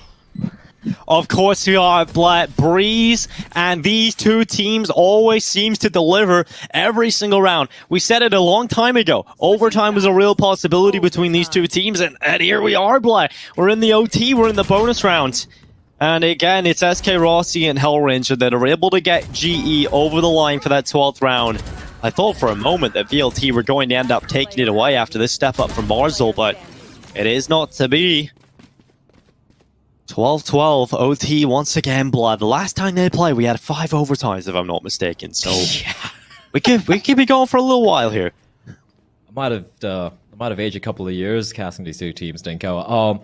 I just want to point out though, Kappa, it was the recon dot. If the recon dot didn't tag Marzel, he wouldn't have got taken down there, and it would have potentially been the round going the way of VLT and the map as well. So huge recon from Kappa, and Hellraiser, of course, finishing off the job that SK Rossi started to ace, though. He's got a 3k earlier from this very position. Dinko, is he going to find more? No, he's not. This time, good for only 1. But information gleaned. At least 3 players towards that middle area. And that's going to allow Marzel to start pushing up and wrapping through elbow, Dinko. That's a lot of map info being gained here. But that means the A side is isolated. If they go for a fast hit here, there's only 1 player holding the line. And of course, rotation taking place really quickly. Amaterasu calling for backup. But if they find Marzel, Dinko, this could be huge. Yeah, this really could be a big problem. Amarasu's gone in with 1 quick kill. Hellraiser stepping back in himself again. It is that equilibrium, and Hellraiser, I want whatever he's had for breakfast, man. He is just killing every single player in front of him. Hellraiser again, the 4K. Is he going to find all 5? Who knows? Hellfighter up on top, trying to drop down. That Viper's Pit is still in play as the spike gets planted. Hellfighter's got to try and win out this 1 versus 2. They know where he is. Hellranger's extremely low on health. He's gone out of his pit, and Hellfighter will get one. Kappa secures the round win, though. Switching sides. Hell's cracked, man. This guy is just unleashed, top fragging in the server. How does he even get the 3rd kill? Like, they were tagged, Dinko. They were tagged and somehow still managing to get the frag. I'm not a huge fan of him just stepping out wide of the pit there, but you know, he's just set up his teammate for Kappa to clutch it out. And who else do you want in a 1v1 situation apart from Kappa, right? So 13 and 12, Dinko, now on the defensive side, and they have shown that they can defend. They can really defend this side. But as I say that, SK Rossi getting a little too ahead of himself is going to get taken down. I thought he maybe might go for that peak with an operator, perhaps, but the Vandal, not good enough. And that's such an important kill to find for the side of VLT to take us to OT number 2. GE. They've got to dig deep again, and they've shown they can do it. Hellranger mainly has been able to get them out of these holes before. They're going to start walking their way up into middle, looking to put some pressure into B. Lightning fast, sitting back in the corner. Cloudburst coming through in front of him. He's going to have to play in and around him. Oh, he's so smart. He knows to get the right read, but Hellfighter is more accurate. And Skills now has a little bit of pressure on his shoulders. He has to deliver. He's only managed 1. And that's not going to be enough to keep them even, at least on this scoreboard. It's a 2v3, and GE are still down a player. Still down a member, trying to pull this one back. As the spike goes down, the chances of VLT securing another overtime are here. Kappa's still alive, Dinko. Oh. Didn't see him. That's a big issue, because now they don't know how close he is. They have no idea how close he is, and he is slipping the net. He is in behind him. There's currently a trap wire in towards Arches, so they're going to know if anybody tries to pressure up from that side. They're watching for it anyway, but this time is now ticking, and Kappa hasn't really moved, hasn't really gone, and now they've just got to go. They've got to make their way through. The recon bolts in. Hellranger with 1, but that's not enough. He's gone down very quickly after him. Marzel coming in with a double kill, secures another round. We go again, Blair. This is never going to end. Overtime. Yeah, this is never going to end, Dinko. Like last time we went to 5 OTs. This one, yeah. Yeah, this one's it's going to be one of those games, isn't it? And the best part, Dinko, we have another map coming up after this. Oh, boy. That's the good thing about BO5s, Blair. Yeah, they keep on going. They keep on going, and I'm okay with this. I'm okay with this. By the end of it, I might need to... Unfortunately, at my advanced age, Dinko, I haven't had to dye my hair, but I might have to at the end of this game. I might just go fully white haired. Here we go, though. Again, everything tied up. MW1. Aggressive stance, though. He dodges the dog and is going to fall on back. Cloudburst keeping his pursuers at bay. SK Rossi having second thoughts about pushing that. But with at least a couple of players spotted out, it's going to draw the rotation from the A side. Now, there's just the Sky in the form of right to Ace waiting towards the A side single-handedly, but Kappa opening it up. Dinko, Marzel taken down. MW1 alone needs to do a lot of work, but Skills finds a second. And with a Viper wall up, there's nothing the defenders can do. They just have to wait for it to go down and look at the other player waiting, lurking behind, and he's been spotted out. So Hellfighter aware of the potential of a lurk. Incendiary getting deployed to flush out a player holding towards the pillar, but it's not going to quite find its mark. This is looking unwinnable for VLT. It really is. That Toxie screens up in 13-13, quickly looking like GE are going to snatch that lead if they can just hold on for a few more moments. This angle from Skills is so good in the corner. He actually hasn't been able to get anything from it because the rest of his teammates are doing the heavy lifting. Right to Ace has come in with a double, and now suddenly it's SK Rossi alone. 1 versus 1. Can he make it happen? Looking for the final kill. He doesn't even need it. He just needs to delay. He's playing with his food blood. Cloud bursts and tailwinds, just buying time. And that is the name of the game for SK Rossi as he secures the round win in the 1v1. He doesn't even need to take the fight. Ladies and gentlemen, clip that, save that in Wikipedia or the history archives. Match point. That one time where SK Rossi didn't take a fight and won the round. Never going to see that ever again. That's a one-time thing. They keep getting the match point in OT, Dinko. Not quite able to close it out, though. Not quite able to do it. Yeah, this would be heartbreaking for GE because obviously they've been in this scenario before, right? Where they We're on breeze, we're just about to win it, and then suddenly VLT came back and closed it. You can't let that happen again. You cannot let that get in your head. They get over this step, then I feel real confident about them. And SK Rossi, he's feeling confident. He's gone for a peek down into B long. He's found one already. Owl driven out from Kappa, trying to pick up some early information in towards caves, and he has got some of that info picked up. MW1 starting to slip through the sky smoke. On the other side of it is currently a player lying in wait. It's a good start here for the defensive GE, but what they have to be careful they don't do is give away too many of these fights. You've got to maintain this advantage. It's always a Halls control that's been a problem for them, I feel like. Oh, the smoke's being deployed here. The Cloudburst and Hellranger from behind. Oh, they won't be expecting this. Nick. Oh, he finds one. The second player spotted out as well. One by one, they start to fall. Where does he go from this position? And it's going to be Hellranger on the ropes. He finds him at Tharasu. This could be it, Dinko. It could be GE taking the lead in his best of 5 series. It's all on right to ace. In a 1 versus 5, he's good for 1, but no more. And that is going to be the round, and that is going to be the map. What a comeback from GE. They booked the tickets for their last chance qualifiers and for APAC, and it's kind of crazy, Dinko. Like there, again, only one team from that qualifier makes it all the way to the championships. So this is where the journey starts. It's not the end of the journey for them. And map win rate, GE, they do have a bit of an edge, but when it comes to these two teams in particular, Dinko, it's 50-50. It's goddamn 50-50. It feels like in this region, right, every single qualifier, every time you come to the close of one, it's just the beginning of another. And so, yes, everything needs to get going, and MW1 is off to a fantastic start. He's got himself a double kill on the go, straight away into the pistol, and that's GE handed out a terrible start coming into this. Rossi's still alive with that Sheriff. We saw him, the Sheriff on the defensive side, and the attacking side's a little bit more different. 1 HP, 1. It's not because of the decay. He literally has just the 1. So, a strong gust to win in his general direction, and he's going to fall. But he could still get a kill before he does. It's being healed up, Dinko, but again, down to 8 HP. That's so unfortunate. Kappa pushing up with the classic, takes down the turret. The wall's going to come on down as well. That's the defensive wall. Tag takes place, but still not a kill to be found yet. Rossi looking desperately to find one. Ranger's going to be leading the charge as well. It's getting decayed. He's trying to find a kill, but they're not showing themselves. They're not offering a single opportunity. As I say that, 2 quick kills in tandem, and Hellranger and Kappa finding a couple. Now, out of nowhere, a 2v2. Spike yet to be planted. Finally will go down, and Kappa just hugging the Viper wall, looking to deny any push from the defenders. And VLT, being usually so good at winning pistols, but Hellranger's still alive. Still kicking, but he's not aware of his blind spot. Right to Ace has just come in behind and found the easiest kill of the round, and Hellfighter as well swoops in for the final 1v1 fight. So that's a little unfortunate. From a 2v2 that looked like it could go either way to suddenly just being a one-sided affair for VLT. They will win the pistol and get off to a good start.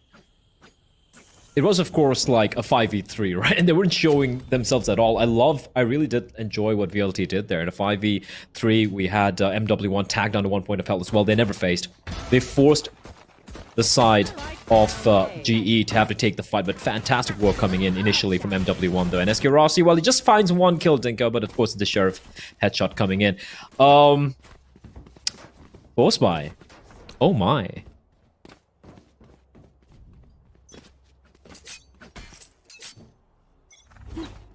Well, let's see the force buy if it works out, because GE, I think they're the only team that's really shown a willingness to go for those force buys. They did it over on Haven once and actually made it work, so let's see if they can get it going on the force buy. Spectre's out in play. They're heading their way in towards A very quickly. They've put down some Killjoy utility just to try and figure out if there's a flank ever coming in, because when you fully commit to A like this, you will obviously leave a weakness in towards your B flank. So that alarm bot's hopefully going to pick out some information. They start tearing away the turrets. Actually, Blind Lightning Fast and Skills have found 2 kills. And this round's completely opened up. Turret goes down. Shock Dart trying to go through, but in a turn, tries to pull out the Shock Dart, takes some damage on board. MW1 has jumped into the fight to try and take a couple of kills, but Skills is just moving all across the board. He's found 3 on the Spectre. Spike gone down, that's extra credits, and it looks like the round win's all but confirmed. Hellfighter cannot get back into this. There's no ways getting back into this. How did they just lose every one of those deals, Dinko? It was kind of like a contact play, and it just burst on out with the Spectres. The mobility and the rate of fire provided by the SMG is really doing a lot of work, and Hellfighter, okay, he's good for 1, but Skills from below, a 4K. He deserved that one skilled, and he's even got to pick up a Vandal for himself, and a nice skin as well at that. What a round. The Force Spies. Every time they go for the Force Spy, they seem to win it. That's... Could it be, maybe, VLT not expecting these Force Spies to come out from GE, perhaps, Tinko? Oh, I had a little tech issue there, Bly. What did you say? No, I was just saying, like, maybe the VLT aren't quite ready for these Force Spies, right? They've been caught off guard back-to-back as well. And then, again, you can't take the credit away from GE, though. Like, whether VLT were expecting or not, they should be ready. And they just get demolished. MW1 with a cheeky little Cloudburst, able to pick up the orb. It's going to be How close could you get to not spotting that info? And so lucky for Hellfighter to not be seen by the drone. He's going to be able to hold down his position. Kappa just holding for some aggression into B, though. He's not really going to be searching anything out, so eventually we'll get his chance, and Kappa, angle held and Hellfighter brought down. It really is a perfect name, Hellfighter, because he's going to constantly be fighting the other Viper of Hellranger. Just fighting hell, basically, with the performances he's been putting in. Yeah, stab that ice, baby. But SK Rossi will find Mazel. This is basically a full eco. Don't really expect anything real bad. And if there's one gun that can take down a Classic Dinko at that range, it's a Frenzy. And Kappa has it. 2-1. Clean rounds coming out here from GE, despite losing the pistol. Kappa just going to be sticking around with the... Ooh. He didn't spot the player with his drone, Dinko, but he definitely redeemed himself with that shot. And picking up a triple kill as well, although it was just the pistols coming out for the side of the LT, and now the rifles.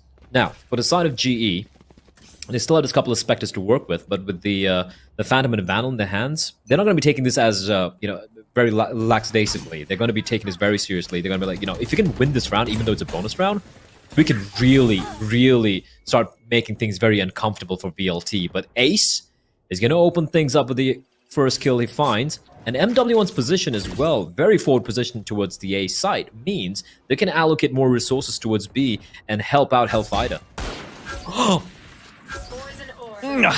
He's going to wait. He's been spotted.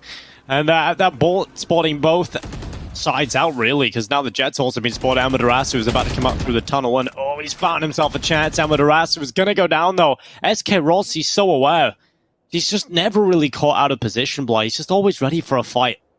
And he's able to get that kill that pulls it back into the 4v4. GE have been able to make this happen, and SK Rossi now has Tube to play with. That wall is gone. He's moved his way up into Kitchen. He's got such a good spot here. He might just get another kill out of it as well.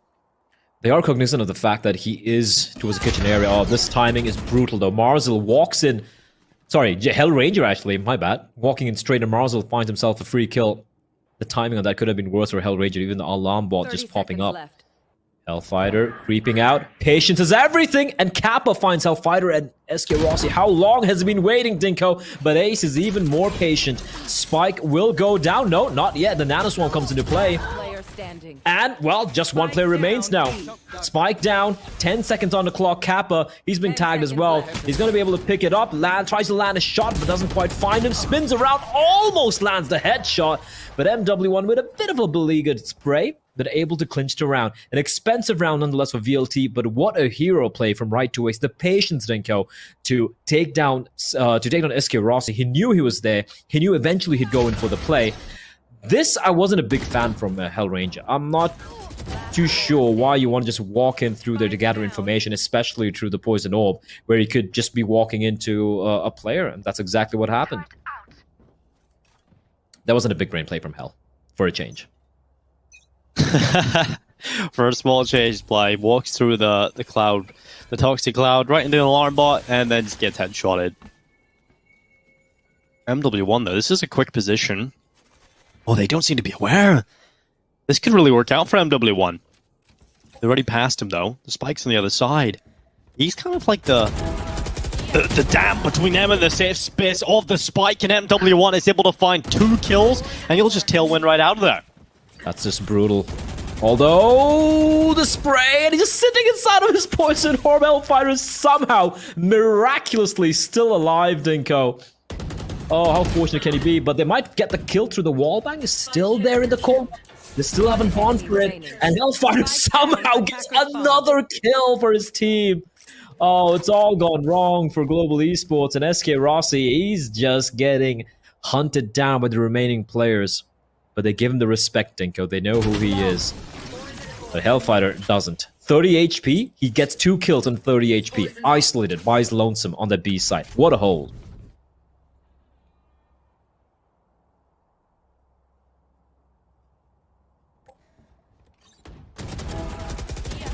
Oh, I just love how quick MW1 gets into this position and how they have no idea that he's up there, right? They just have no idea that he could be in that spot.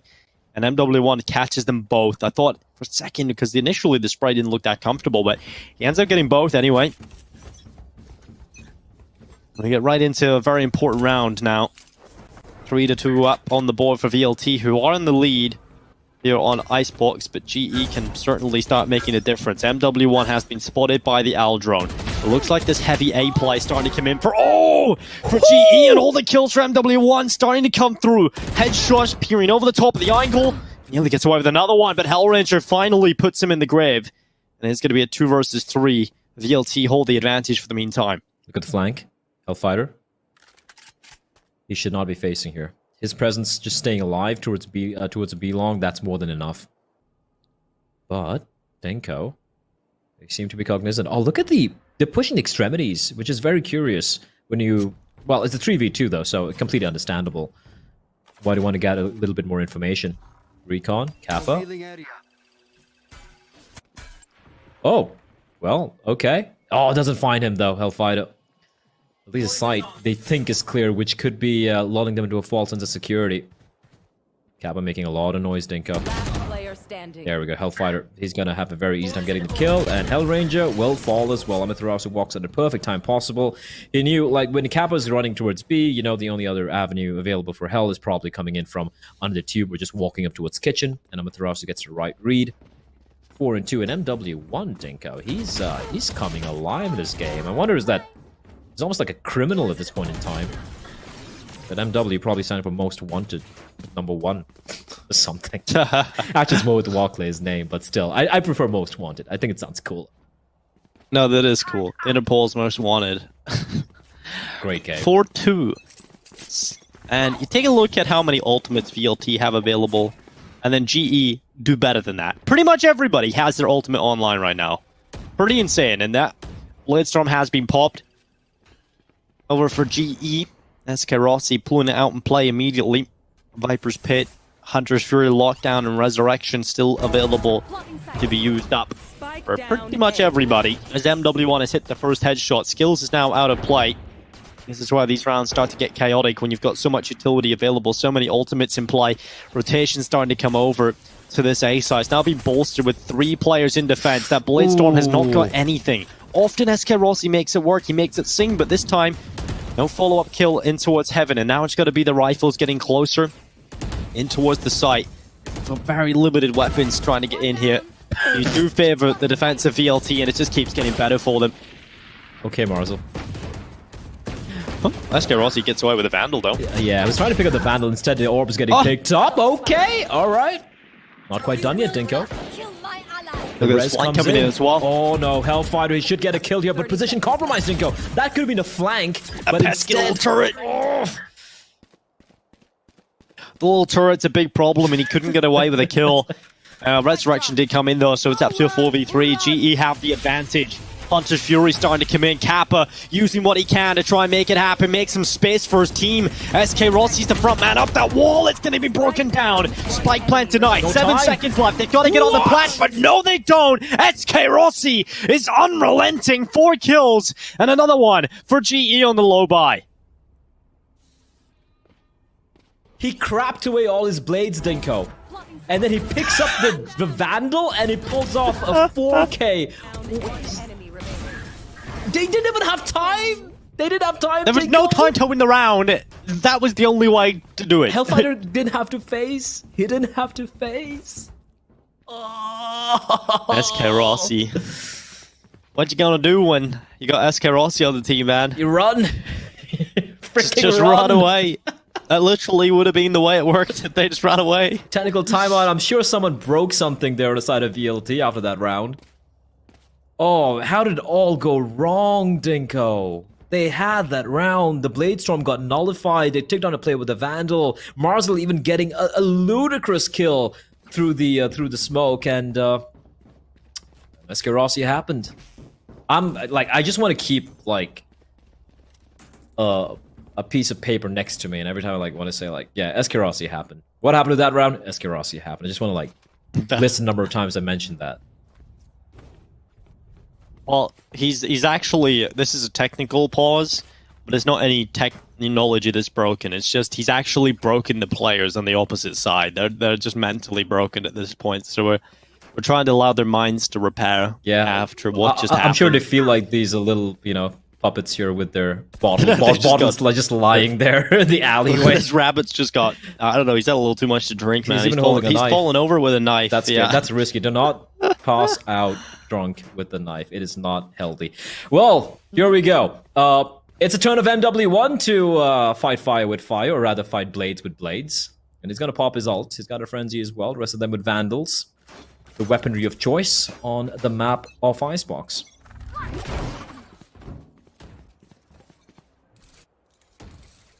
Early pressure towards BGE always love to run these heavy executes. There's no lurk even, Blah. It's just 5-man start on one side of the map, and eventually VLT have got to realize that playstyle.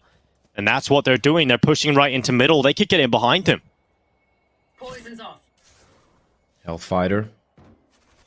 Look at this rotation, Blah. No one's on A. Because, they don't have to. They have MW1 right behind, like you said. And now, slowly creeping in Hellfighter. Is he ready? No, he's not lightning fast. So aware of where Hellfighter likes to be playing from towards the yellow position. Viper Wall's going to be going up as well. A tag taking place.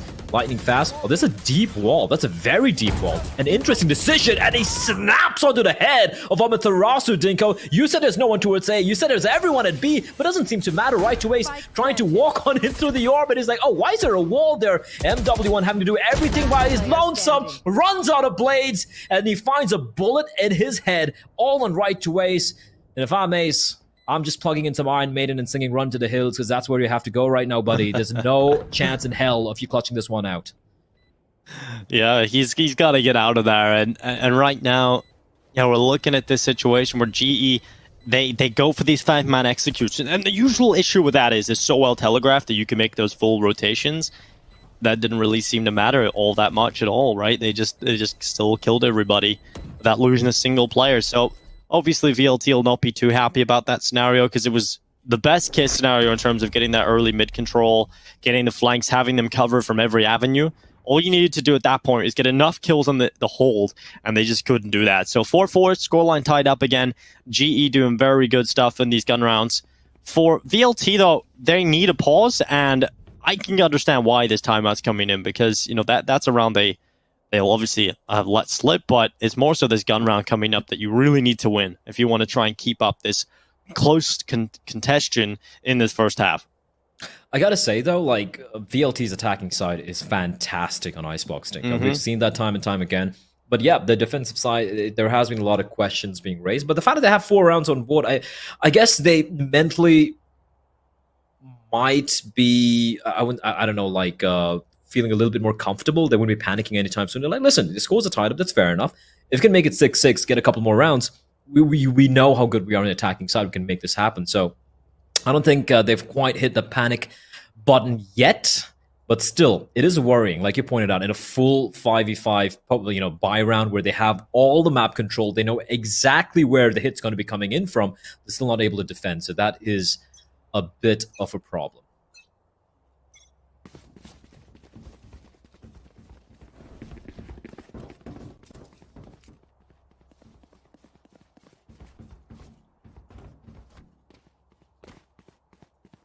GE are just investing their credits, leaving them there, having a little look every once in a while and realizing, oh, we have a lot of credits in the bank. Things are looking good for them right now. VLT, in terms of what they need to do here, they need to achieve a round win. We need to see something different, and early on that Viper's Pit being invested in towards A. Yeah, we'll slow down some of the initial attacks if GE are to go in towards that A site immediately, but it looks like they're just going to go 5-man into mid. I love this. It's just, okay, you're going to put your toxic screen up on B, and you get a Viper's Pit in towards A. Then we're just going to go mid. We're just going to sprint up straight through middle, and they're putting a lot of pressure in towards A from mid. This is a lovely split coming in. This is not what you expect. This is not the approach you usually see. They completely avoided the Viper's Pit, and now Hellfighter has to try and step up and deliver because his teammate's out of there. Oh no! Oh No no! way. No! No way. No! No! No! LF, you're so screwed, buddy. What can you do?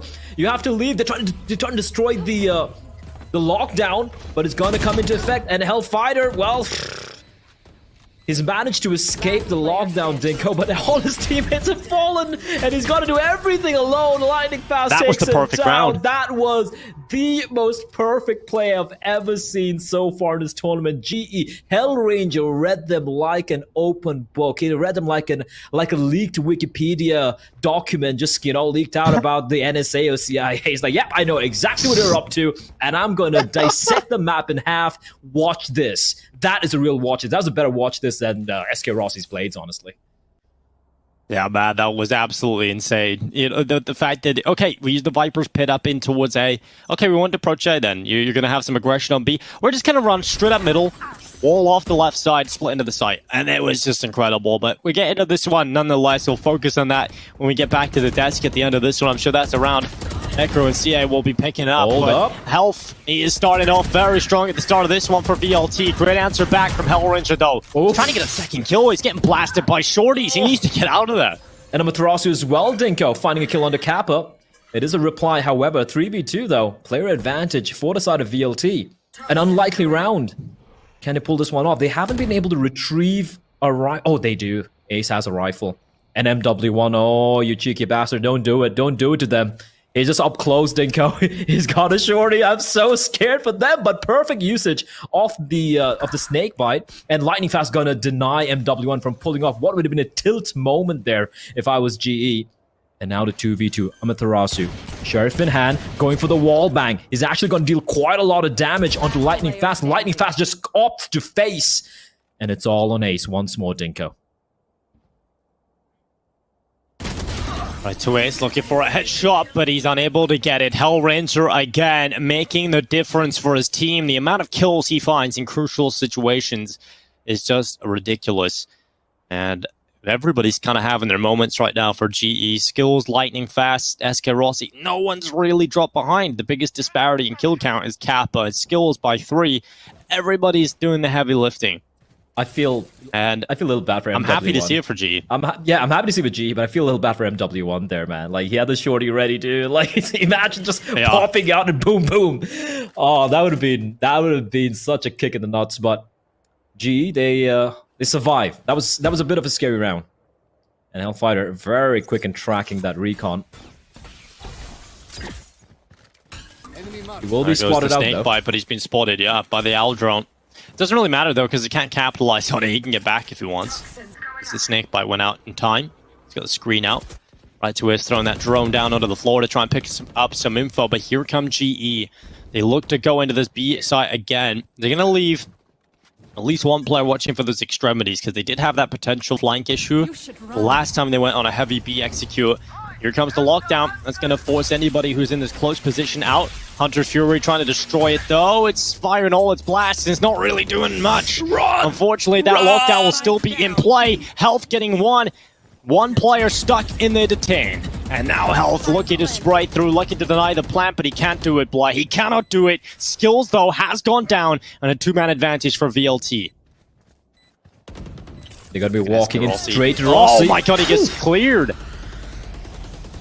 I don't know, Dinko. Viper spits up. Possible. Player standing. No. That's multiplayer right there. Hellranger gets caught as well. And in the end, it is a nice, flawless round coming in for VLT. Exactly what you want to see in that scenario. And they'll get the defuse in.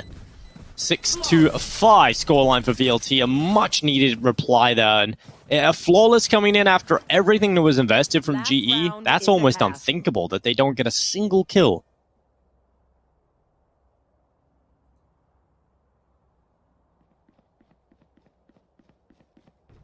This is not looking that great here.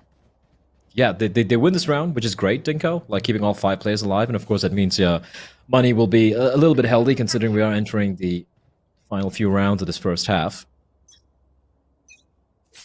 But it's, I don't know. I feel like GE were a little bit kind of obvious with that particular take. Just been hitting this B side time and time again, and now switching towards the A side. It is gonna be MW1 denies the blades. SK Rossi falls at MW1. Is that enough, Dinko? What a shot! What a flick! A wrist breaker, finding Kappa, neutralizing the turret as well. And Marzel finds another. They have shut this one down before it even began. Is this another flawless? It is 2 flawless rounds in a row. Where does this come from? VLT, 6-6 on the board. This is incredible, the fact that they closed the half out strongly like that. And GE, you can see Hellranger just kind of like saying to the rest of the team, you know, that was a good half, guys. Now, let's not worry about how the last 2 rounds went. For the most part, we put up a good fight and we performed well. But for VLT, that is a much-needed confidence booster going into the second half, Blood, because for the most part, they were getting toyed with.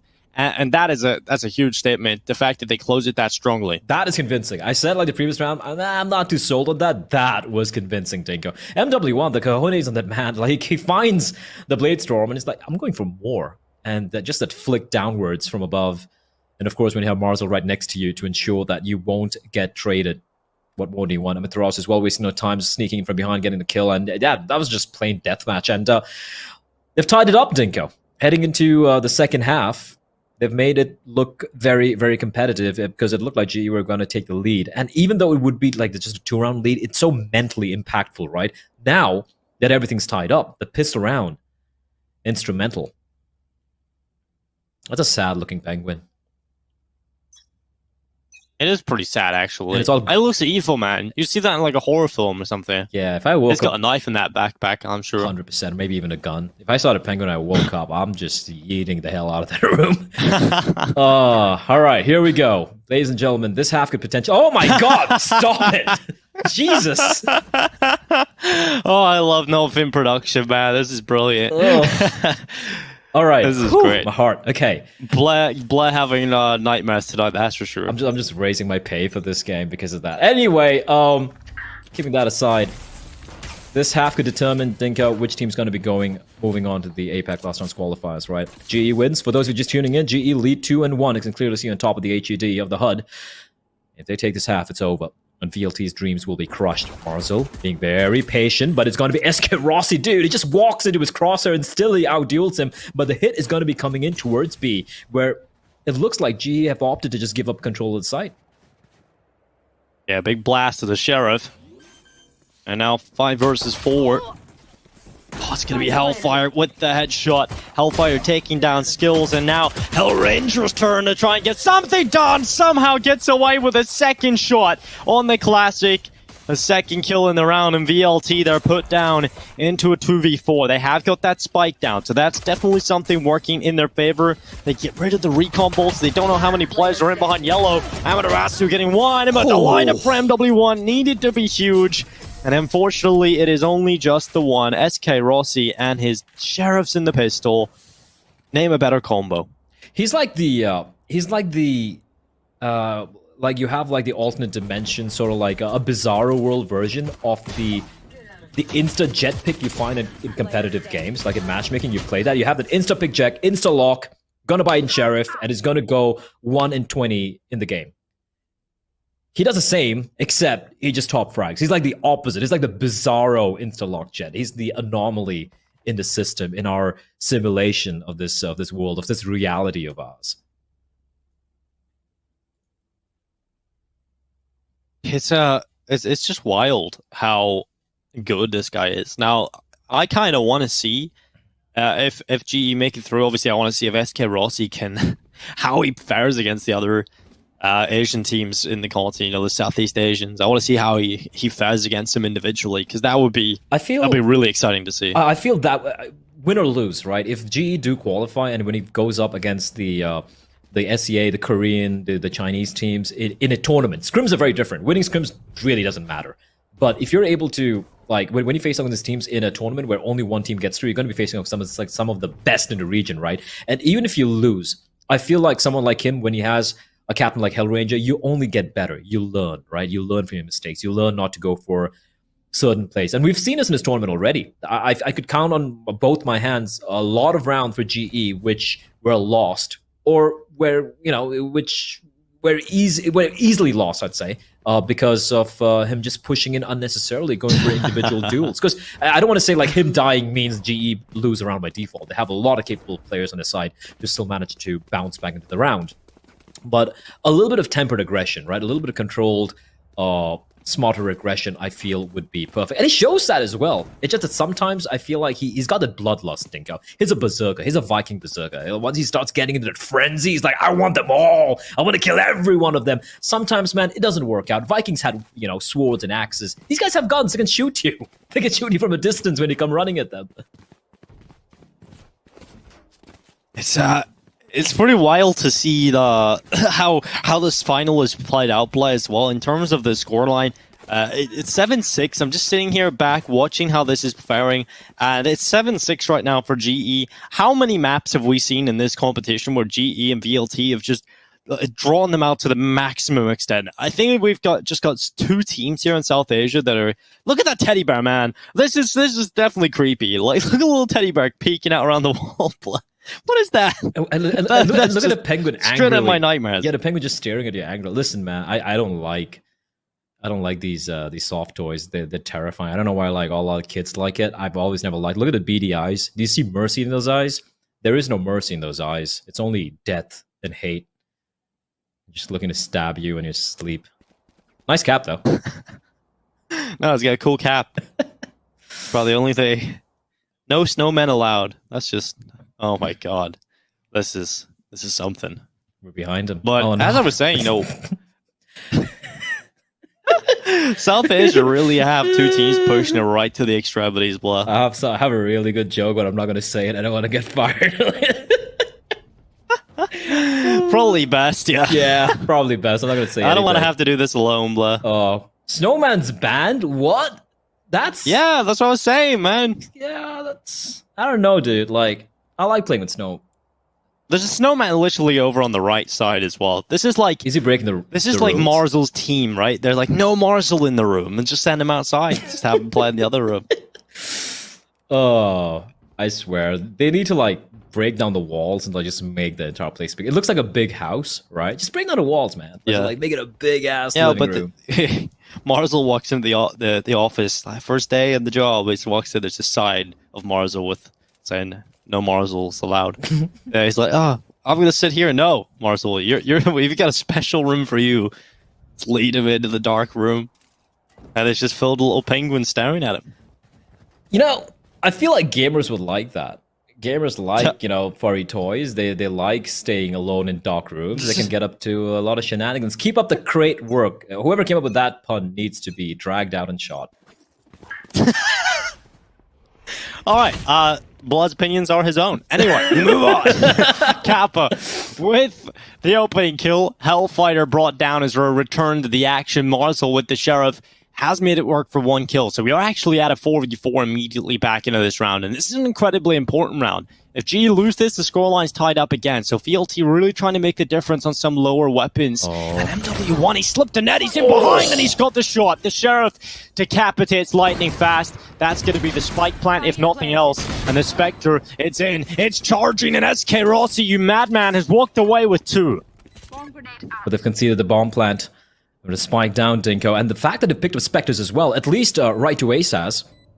This is not going to be easy. Marzel up close with a Sheriff. We know how deadly this guy's aim is going to be. And there we go. A tiny little upward flick decapitates the player. And Hellranger, unfortunately, not able to find right to Ace as he escapes. He's trying to get this kill. He's trying to isolate a player and find one, but he's not able to find him. His location has been revealed. And Marzel just running around in circles. Hell, he's got to just stick this. Can he, though? No, he can't. It's planted out in the open. Spike's been tapped as well. What a round to win for VLT, Dinko. What a round to win. They had virtually nothing, and they take everything away from GE.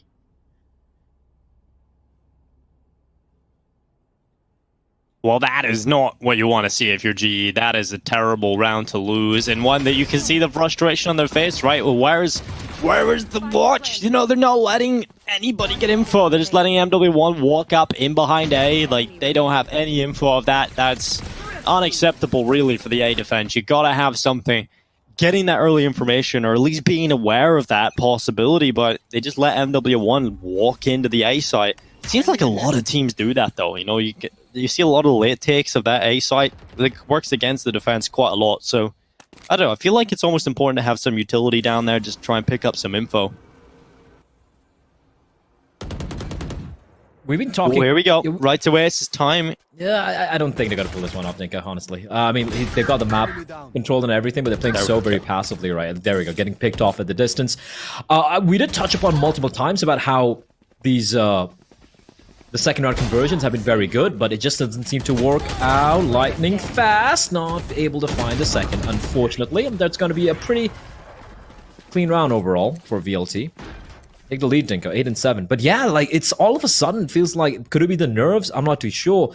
Although the GE breaking the, you know, just able to force buy and win the second round, like break the pistol round win for VLT, it came off the back of force buys. But for VLT, this is just like what a sheriff purchase. That's about it. So this one's really got a sting, and this was a good round as well from the side of VLT. Just losing to one player, and Dinko, we got to remember their attacking side is something to behold. VLTs on this map.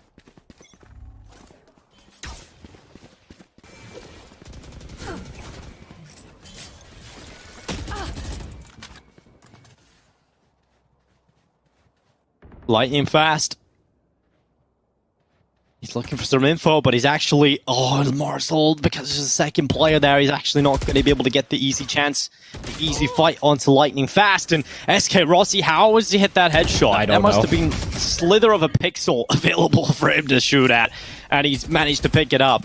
Hellfighter is quickly taking out Hellranger, and Skills is going to try and pick up the scraps. In the meantime, that spike will get planted. Oh, Kappa nearly gets away with a double, but just one for him. Skills comes in on the headshot, and now it is all MW1. GE, they've got the 3v1. Now 2v1, because MW1 is hitting the headshots. He's looking to turn these into 1v1 fights. That defuse has got to half. MW1 has got it into the 1v1. The tap again. The Cloud Burst reveals his opponent, but SK Rossi will not be denied. 8 rounds on the board for GE. They will secure the defuse and tie up the scoreline. Oh, they're so cracked. Both these players, Dinko, like, everyone is so very good in MW1. That's a 1v3. He had no business making it that close. He had no business hitting the shots. But, like, the first one, and then this. Instant headshot. But SK Rossi waiting patiently for the Cloudburst to dissipate. Sitting and tucked himself into the corner. A little bit of an off angle in MW1. Unfortunately, not able to pull off the clutch to 1v3. That 1v3 could potentially have broken GE, Dinko, if he managed to pull it off. But here we go. Bladestorm online. And SK Rossi might be up to some shenanigans here. He doesn't have anything. It's just the blades and lightning fast with the bulldog. He's going to be tagged, and SK Rossi's missing his blades, and Hellfighter's going to take him down. And here comes the push alongside the lockdown being utilized by the attacking side. And VLT. This could be flawless. They know where lightning fast is as well. They can just spam him down, utilize a little bit of snake bite as well to flush him out from the position. There we go. Lightning fast taken down actually by the shock dart of right to aces. I'm gonna go for the save if I'm GE here. Really not worth going for this retake. That turret position as well is just ridiculous for Hellranger to try and deal with it up on top of yellow. Just sniping him out. He's trying to figure out where he's being shot from. Eventually gets rid of the pesky little thing, and now the 3v5. Yeah, save is almost essential here for GE. And this game is really heating up again, Blah. It really doesn't feel like either of these teams are ever going to be comfortable on a map, right? It's always going to be brought to the brink. It's always going to be up in the air right until the final moments. And it really does feel like the winner of these games is always whoever has more clutches, whoever has more of those big individual moments. Hellranger was carrying them through over on the previous. And SK Rossi's been winning clutches here for GE. But if we can get these VLT attacking rounds coming in, I feel good about that because they're really good on the attacking side, as you've said. And MW1 he's having a good game right now. He's having a fantastic game. And if there was ever a time for him to really come alive, I mean, he's been very impactful throughout so far this tournament, but in the finals as well. And with Marzel, look, I never want to say Marzel's slipping because his role is very different. Like it feels like he wears different hats depending on what maps he plays. And for MW1, his job is just, you know, go kill, right? He's always on the Jet or the Reyna. And Marzel, he's been impactful so far, but he has been a little bit quieter on the map of Icebox here. But MW1, absolutely, Dingle, as you pointed out. Like, from the beginning of the round itself with the 2K Gob and the pistols, he has just been monstrous. And Amaterasu, oh, that cheeky little pre-fire skills. Didn't see that coming. An early pick for the side of VLT. And they're pushing very deep as well. How is Lightning Fast not aware of the fact that they might have just walked on in? That's a bit suspect for me. And one by one, they start to fall here. Dinko, Rossi. Oh, he can't jump, he can't move. Oh, no, he's trying. Oh, no, Rossi. That's the worst tail win ever, man. It's right into the barrier. The child lock. It's like you're trying to get out of the car quickly, and the child lock's still on, man. He couldn't get out. And you're He drowning. couldn't barrel roll. And you're drowning. He's stuck. Well, not a good round here for G, I think it's safe to say. 10 rounds now for VLT. They're going to be up to double figures first, and now really looking to try and take away Icebox. For GE, that's worrying, because we will be going to a 5th map, and who knows where that would go, right? This is the best chance for GE to get this series. If not, scoreline's equaled up 2-2 in terms of map count. We'll have to go the distance. Kappa wrapping around yellow, desperately trying to hold on. Oh, Jesus, we did it. Nearly went even worse, Blood, but luckily he does get at least one kill, but he's brought down in the end. 10 rounds now for VLT. And Ultimate's online as well, and 4 players have on both sides of things, actually. Yeah, this is a little surprising for me. Like, Lightning Fast, considering how deep his teammate was when he died, the fact that he wasn't ready for it. I don't want to see that SK Rossi death again. I really feel bad for him. That was just painful. Getting slowed, dashing into the barrier. Rough days for SK Rossi. But as I said, Dinko, the lockdown available for the defensive side, at least for a potential retake. They also have the Viper's Pit. Now, obviously, Viper's Pit a little bit more useful on the defensive side.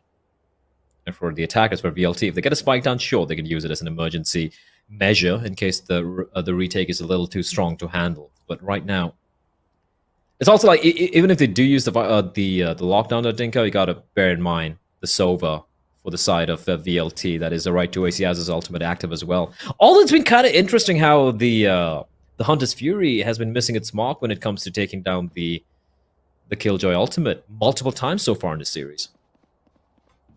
Yeah, it has been actually pretty ineffective when it comes to those scenarios, which is a little surprising to see.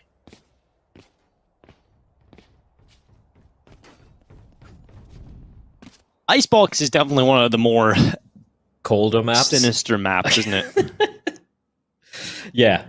I was trading this the looks obvious. like every subway station I've ever been to, man. It's like the alleyway where your local back alley acupuncture guy works out. This is where it's run. Yeah, this is the headquarters for my business. Yeah, intruder alert. Acupuncture, barber, like Sweeney Todd style barber. What else we got there? Psychiatrist. Yeah, do not ever go to a back alley psychiatrist. You might come off the worst for. What is this? This is creepy as hell. Like, I mean, how is that not creepy, man? Man, they look like the things out of Monsters Inc. Okay, and this thing has like armor, a Kevlar vest on. Yeah, like it's like something out of a dystopian nightmare, like a Cthulhu, like a what's the thing called again? A Lovecraftian nightmare. I mean, think about this, right? Like, why are the two seats out in the open? Think about it. Just think about it. Either the two people inside there, that means you've just been standing still alongside a teddy bear this entire time, or they're just two mannequins. In which case, why are the two mannequins out in the open? I don't know. But what I do know is MW1 is cracked. He's going to take a dry duel with skills, and he's going to pop his head. Yeah, good stuff. Back into the action now. The insanity. The resurrections come in as well. That's going to lift up a player back into fighting fitness. Now we're looking at this VLT attempt back into victory lane. They have faltered quite a bit after losing the previous map. They're now down 2-1 after finding the first to split what feels like a lifetime ago. Amaterasu getting spotted. At this point, just under a minute yet. There has been a kill, but resurrected, it is gone. And so it's still a 5v5. MW1's going to go into the toxic cloud and just sit inside of it. Now they're going to start going forward. Kappa, he's going to be brought down. Amaterasu hitting an easy headshot. He's going to put that wall up. They're ready for this one, though. GE, how dare they use their own skills against him. And now they're going to go for it. 3 versus 3. 35 seconds in play.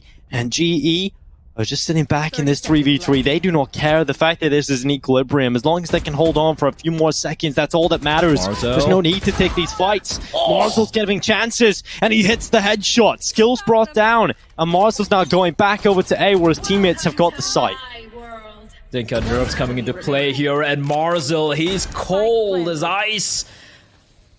The Viper's Pit coming into play as well. As a contingency, just in case Lightning Fast pulls off something ludicrous. He's gonna walk on in. He's gonna find nothing! Hellfighter finds him!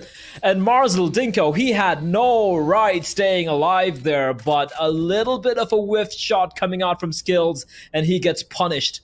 And it feels like nerves starting to come into play, and the veterancy on the side of VLT. But MW1, man, like, bro, like the guy has no fear. Just call him Daredevil. No eyesight either. Imagine hitting the shots without eyesight, like truly cracked. 11 to 8 on the board. VLT. This could be it. This could be Icebox. It really seems like their control has just been taken. Again. MW1 is just moving forward, making it look easy. Hell Rangers down early on. The talisman from the previous map of Breeze is gone in this round, and they're going to have to fight without him. MW1, I don't know what he's on, but a serial killer strikes again. Kappa, he's out of play. Hellfighter as well. Finally, MW1 is put down in the ground, but the damage is already done. It's SK Rossi alone in the world with a Marshal of all weapons, and I don't think, even with the skill that he possesses, that this one is even going to go his way. VLT have grabbed control of this, and they are not letting go. VLT are in that zone, you know, where like nothing seems to be going wrong for them right now. They're hitting all the shots. MW1 is just opening up these sites like me opening beers in a party. Dinko, it's just not missing anyone, and it's almost unplayable at times. And SK Rossi, unfortunately, he's not getting these duels. Even when they have the buy round, he's not able to really find anyone. So bear in mind, this is just a light investment coming in for the side of GE. They will have the money for the buy eventually. And Marzel, oh, the little turret buddy there, he should give him a pat, helping him out to get a very easy kill there. But 12 and 8, Dinko. You smell that? I smell a scent. I smell it too, and it smells quite refreshing, blah. Like something fresh, something new. An ascent probably coming up, honestly, with this performance. 12-8 on the board. VLT, we finally get rid of this horror map. You know, lots of creepy little things coming for you, blah. You know, little freaky dolls and teddy bears. We're gone. We're going back to what we know. Ascent, the traditional free map. But oh no, they've actually called a technical timeout just so we can see the creepy things again, haven't they? Don't do it, Zil. Please don't show us any more stuff. Do it. This map is just so... Yeah, I feel like beneath all the teddy bears and everything, Riot have designed a map where, like you said, there's an underlying current of danger and death. Ah! Hello, blah. Hello, blah. Stop it. It's a creepy snowman. That's all I'm saying. Look at these two look at the penguins, man. There's nothing wrong with those. They've got a metal backpack. So what do you see, like, okay, firstly, how are the penguins on top of that? Penguins can't really climb. Have you seen their feet? They can't climb. They don't even have fingers. They can't fly either. So how are they on top of this How's peak? that even? How's that backpack even on his back? That's the question I have, Lila. How's that even staying on right now? I don't know, man. Like these are questions which are best left unanswered. And the sooner we get out of Icebox, the happier I shall be. Oh God. Thank you for that, Sylv. Thank you. I'm glad to have Sylv with us. Me too. He's the Observer, by the way. Ladies and gentlemen, if you want to follow him on Twitter after all his hard work and excellent work that he's been able to do, Esports Sylv on Twitter. That's him. And while you're over on Twitter, you can hit the follow button on Nordvin Gaming as well. Absolutely. Making everything happen here. And it's XILV, just in case you guys don't know the spelling. Yeah. But yeah, it's been fantastic so far, Dinka. It's kind of sad. It feels like that we're ending the event here today. We're just, probably going to end on this on the next map, or unless GE pulls up a massive comeback, we're going to see OT and is going to end on this map. So either way, the next couple of hours, this tournament's going to be over, and I've really been enjoying myself. I think everyone's been fantastic, from production to Nodman as a whole, of course our observers, our fellow analysts, our fellow casters as well, and more importantly, the teams and the players. They've been giving us a hell of a show, and definitely the audience as well. They've been fantastic so far. Yeah, and of course Gillette for the replays as well. Game Face Moments brought to you by Gillette. And well, we're going to get right back into the action. 12-8 on the board. Is this it? Or will SK Rossi drag his team through a couple more rounds, kicking and screaming? MW1 has been the big difference maker over the last couple of rounds, and he's up in the tube. Ball's going to go up, and Lightning Fast is going to try and get out of dodge. He eventually gets around the corner. They're going to throw some snake bites in there to make things a little more uncomfortable. VLT are losing players, and they're losing them incredibly quickly here, Blood. They're going to need someone to step up. And Amaterasu, well, he's got a kill drop to the left side he's going to deal with, and Skills just swoops on by with a headshot.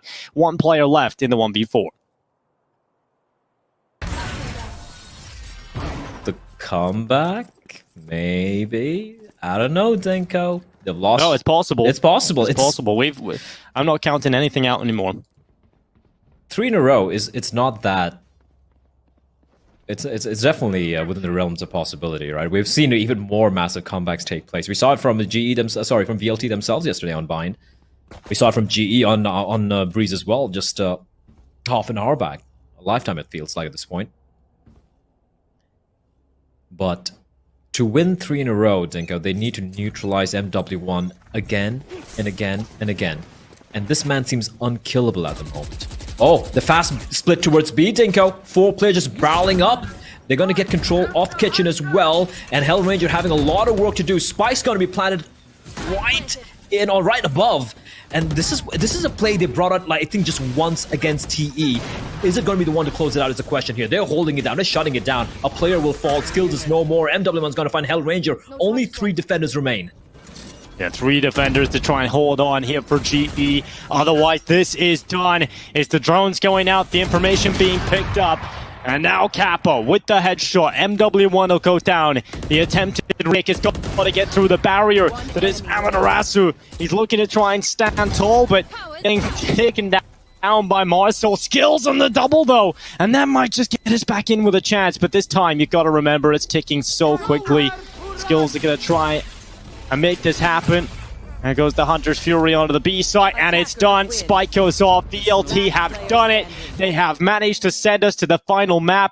We're going to Ascent Blood. We don't know how it smells, but we're going there anyway. It smells good, Denko.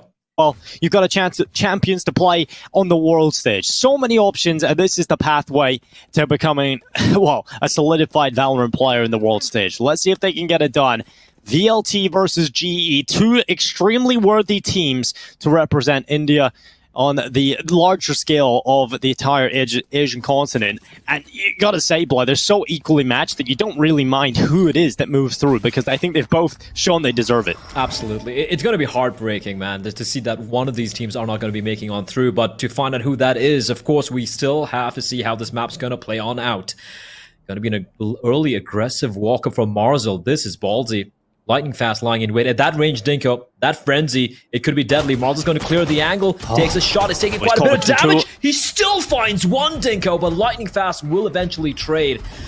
In all honesty, he shouldn't have got more than one. He shouldn't have got a single kill there. Yeah, that's huge to be able to even find one, but here comes the attack up into tree. The gravity wall actually slows it down a bit, so now the attack starts to come through. Nebula used up to create a little bit of a barrier between them and their opponents. Hellfighter is going to peek into the open. SK Rossi's got one good guiding light in. Hellfighter brought down. And those doorways starting to close down now for this A hold. Spike's going to start coming in, and MW1's aware of this flank potential.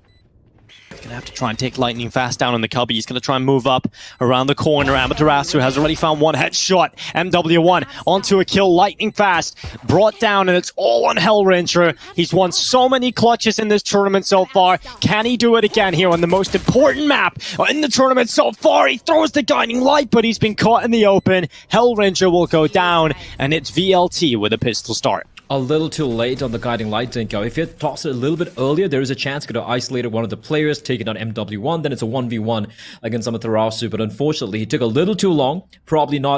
He probably wasn't expecting them to be creeping on up in his direction, right? Because he had the classic. He was probably thinking they maybe want to take the range duels with the ghosts. But this shot from Marzel, he had no business whatsoever getting the kill. But in the end, MW1 and Amaterasu just somehow bringing it back. They had a man disadvantage, Dinko, yet able to stave off the defeat in that particular round. Force buy from GE. And every time the force bought in the second round after losing the pistol, Dinko, it's worked out for them. Got it. Obscuring vision. Well, that's true. GE are really good on these Spectres, man. Seems on the attacking side in particular, they're just super good at getting Bomb grenade. in annoying spots and punishing VLT. Nebula being used up for the one-way. Trailblazer again clearing out the grass and tree. Marzel's just trying to hold down a position, but when you're stuck in this spot, there's the gravity wall, the shock dart combination, bringing his health down to 76. He needs to be careful, but there's the secret weapon. His teammate in behind him, playing towards Wine. He's got a player in behind him, and that could really help out. MW1 cutting through the attack very easily with the Spectre. In fact, he's pushed down into mid. Hellranger trying to get forward, but those doors are going to be shut down on the defensive side. Marzel decides to close them off and trap them in. He wants them to be funneled through in towards the garden. This could work out. This can indeed work out. But time is not really the friend of GE right now. Right to waste. If he gets double peeked too, if he gets just swung on, it could be brutal. He turns around, manages to avoid taking the fight though. They've crept into garden, but right to ace, able to find the kill, and the trade is good as well. A lightning fast, even though he gets the kill, Dinko is kind of running out of time, and more importantly, Spike's been dropped. Yeah, lightning fast. He's going to try and get something out of this, but that spike is down, and he's got to really find a way back to getting it, and that's not going to be easy, especially he's stuck in this crossfire, but he's got a 1v1 fight! Amaterasu was taking the fight, he was swinging, but he finds the headshot, and that's all that matters. They get the round win. GE do not pull off the force spike. That was so very close, Dinko. So very close. I had my heart in my mouth there for a second. Lightning fast. Look how many rounds of Valorant we've seen today on the right side of the screen, Someone could dude. probably do the math. I don't know. Production can probably let us know. I don't want to take out my calculator right now. My eyes are focused on the map right now, Dinko. But yeah, what a game it's been. And like the first two maps, they traded their opponent's map pick. And then the third and fourth, they won their own map picks. And here we are, the Decider Ascent. Where, at least based on the data, I'm just looking at my notes, Dinko. It does feel like VLT, it is kind of a bit of their kryptonite. So the fact that it's a deciding map, you know, it is, I wouldn't say worrying. They're obviously very capable, but it could give that slight little edge for the side of GE. But that being said, it is still a very, very early days, and they have, of course, won a couple of rounds already, right? So this one's going to be an easy round. I like Ascent, Dinko. It's bright, it's sunny, you know, it's got some very nice buildings and whatnot. No creepy snowmen and teddy bears. It's got gelato, dude. Everyone loves a bit of gelato ice cream. There we go. Yeah. Well, it's kind of the opposite. Gelato and ice cream, not exactly the same thing. It's a family-friendly map. Man, I didn't know there was a difference between gelato and ice cream. Neither did I for a long time. Yeah. Although I never liked ice cream, so I didn't really care. What? I don't. I didn't know I'm casted with a psychopath. Wait, you found out I'm a psychopath now? Yeah, but after all these years, everything else was fine. No, I could live with everything else. I take it back. I do not want to see. Oh my god. Oh my god. How have I never noticed that, dude? Like, self-giving nightmare fuel, dude. You want some gelato now, huh? Huh, bud? Yeah, I do actually. Nothing's gonna make me not want gelato, dude. My love runs deep. 3-0 start though, boy. Trailblazer going straight in towards B main. He could put a pressure on. Already will send his in towards A. Trying to figure out if there's anybody in these close quarters. Regrowth coming in on the cap, but getting him back up to fight and fitness. 1 minute, 5 seconds left at the beginning of this round.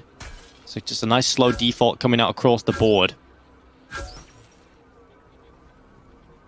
Kappa's going to send that out drone straight up in towards short, and actually finally getting some information out of it. Couple in towards garden. Skills making sure this mid push is being held. And now looks like there's A attack is a bit of a ruse, right? They're going to send some utility, some shock darts in here, but they're actually going to drop back and try and go in towards the B side of things, Blood. I've got your trail. I saw a little bit of flicker to Gelato Dingo, makes me really scared, but right now, who's scared is Amaterasu. He's getting hunted down, blinded, pushed back by the Seekers, and it's going to be MW1 with the wide swing through the Cosmic Divide. That's like there's ballsy plays and they're kind of very questionable plays. That one was questionable. Amaterasu trapped inside at the back of the side. He's got the Spectre to try and take this close range duel, and he's got to find one, looking for more, but lightning fast is so very quick, and in a blink of an eye, the round is done. GE make that look clean and easy. Yeah, GE finally onto the board, and a really stylish way to do it, right? As soon as they get those weapons out, they're right onto the board with a win, and that's what you want to see. If that's a great start for GE, and if more of that, please.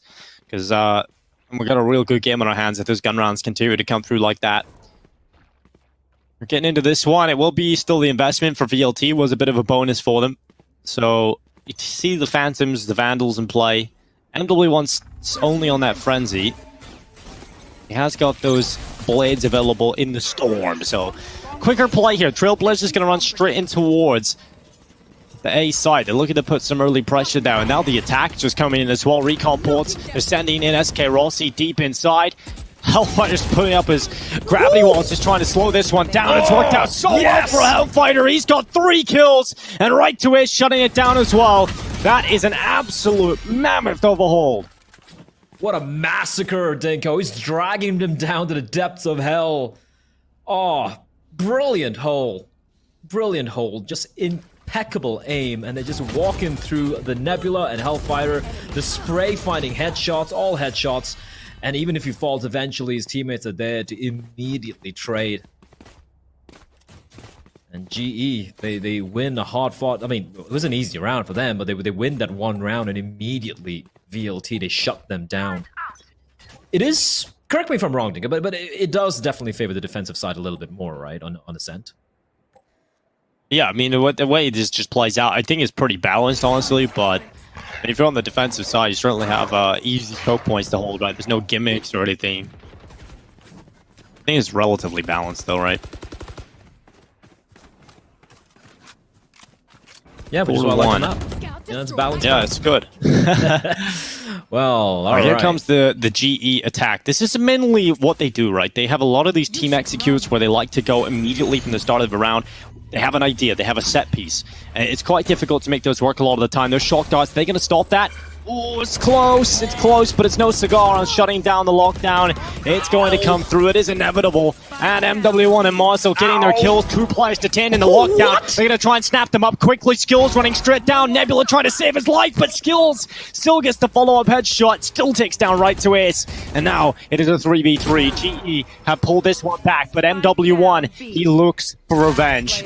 Avenging his fallen teammates. He is getting kills, and now it is just Kappa alone in the world inside of the boathouse, and he has been toyed with and destroyed. 5-1 now for VLT. This is a strong start in the defense. How the hell can you escape from that? Right? I love how the skill to just put on his skates is like, yep, they're all caught. I'm gonna just get some free kills, and he did a good attempt there from Ace to try and stay alive. But once you're all pinned down at the back of the side, even the lurk just got taken down there. It was just not going to be good hold. Like there was a lot of pressure being exerted by the side of GE there, and even the lockdown not getting destroyed as you pointed out.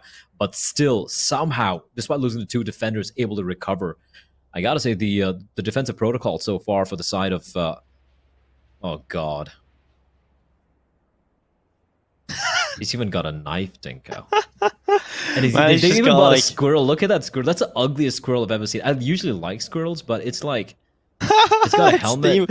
What? Look at the fork in it, man. Look at the last... Just the fork stabbed into him for no reason. There is something very sinister about some of these maps. I thought Ascent was bright, but, you know, beneath all the pizzas and the gelato... It's a criminal underworld of... evil toys. Yeah, it's like Chucky, man. Yeah, it's like Hollywood. You look at Hollywood, oh, movies, everything's nice, and you look at the underbelly of Hollywood, and, you know, it's like, oh, so many nasty things going on. It's kind of like that, and I like that. I like that there's a lore of some deep, dark stuff going on here. Demon stuffed toys, blood. That's what's going on here.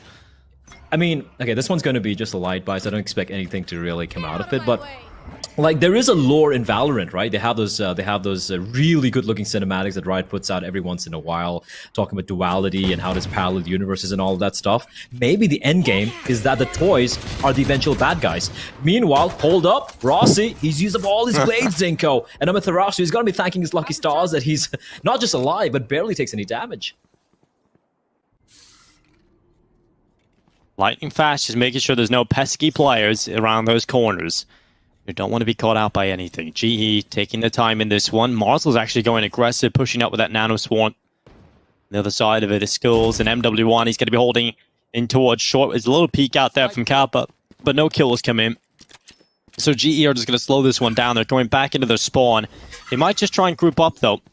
Spike's still looking like it wants to go over towards A. Alarm bot down.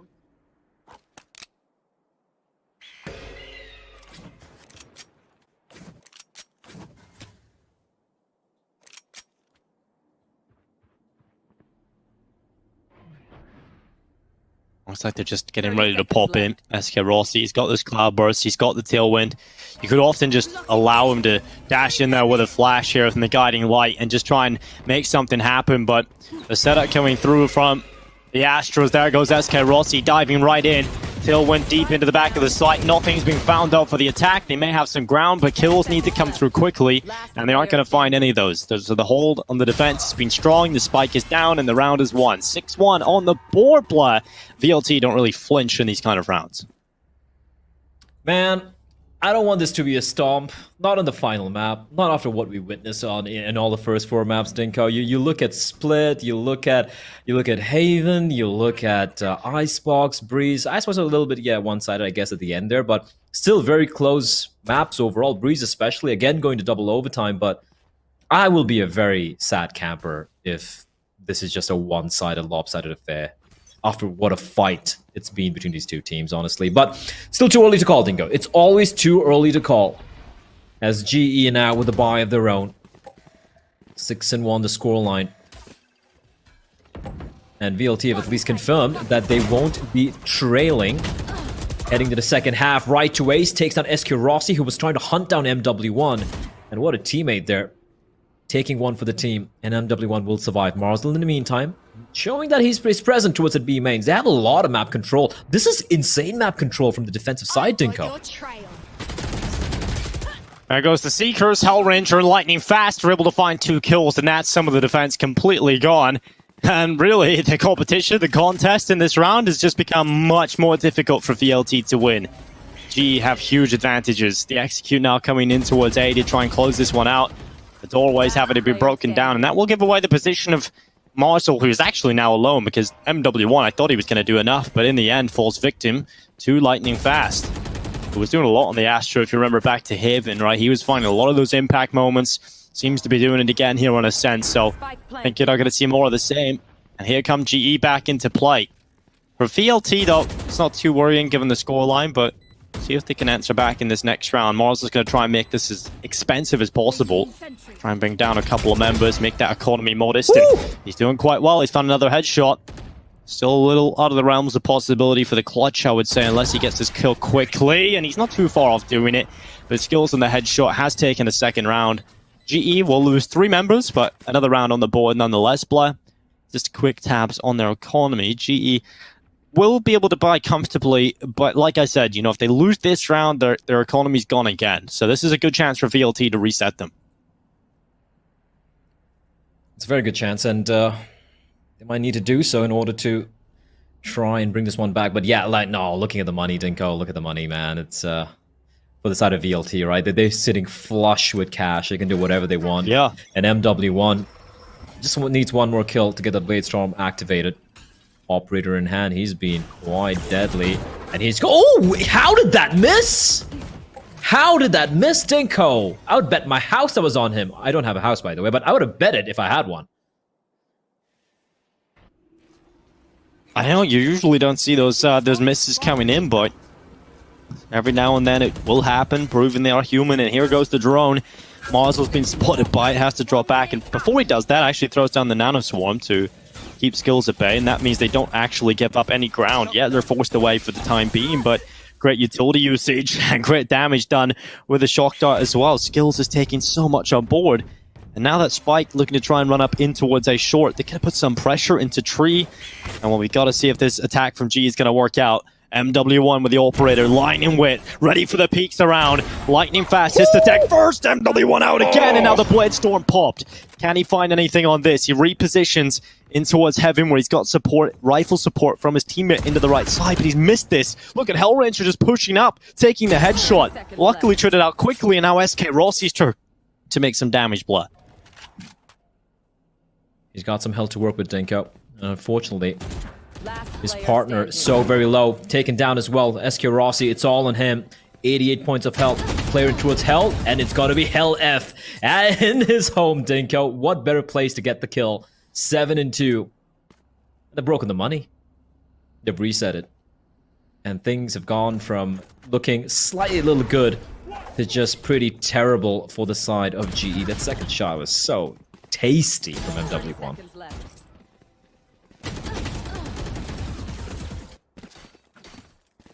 7-2 with a reply again from VLT, and that's the reset we were talking about, right? It puts him down in this weird situation where Hellranger has to reach deep into his brain of the economic management, and he's going to pull out one of the hero vandals. And I like this idea because they do have some money left over, so you can risk a buy like this, throw a vandal into play. Maybe you can get something out of this, because there are ultimates available to assist them if they get close to a round win.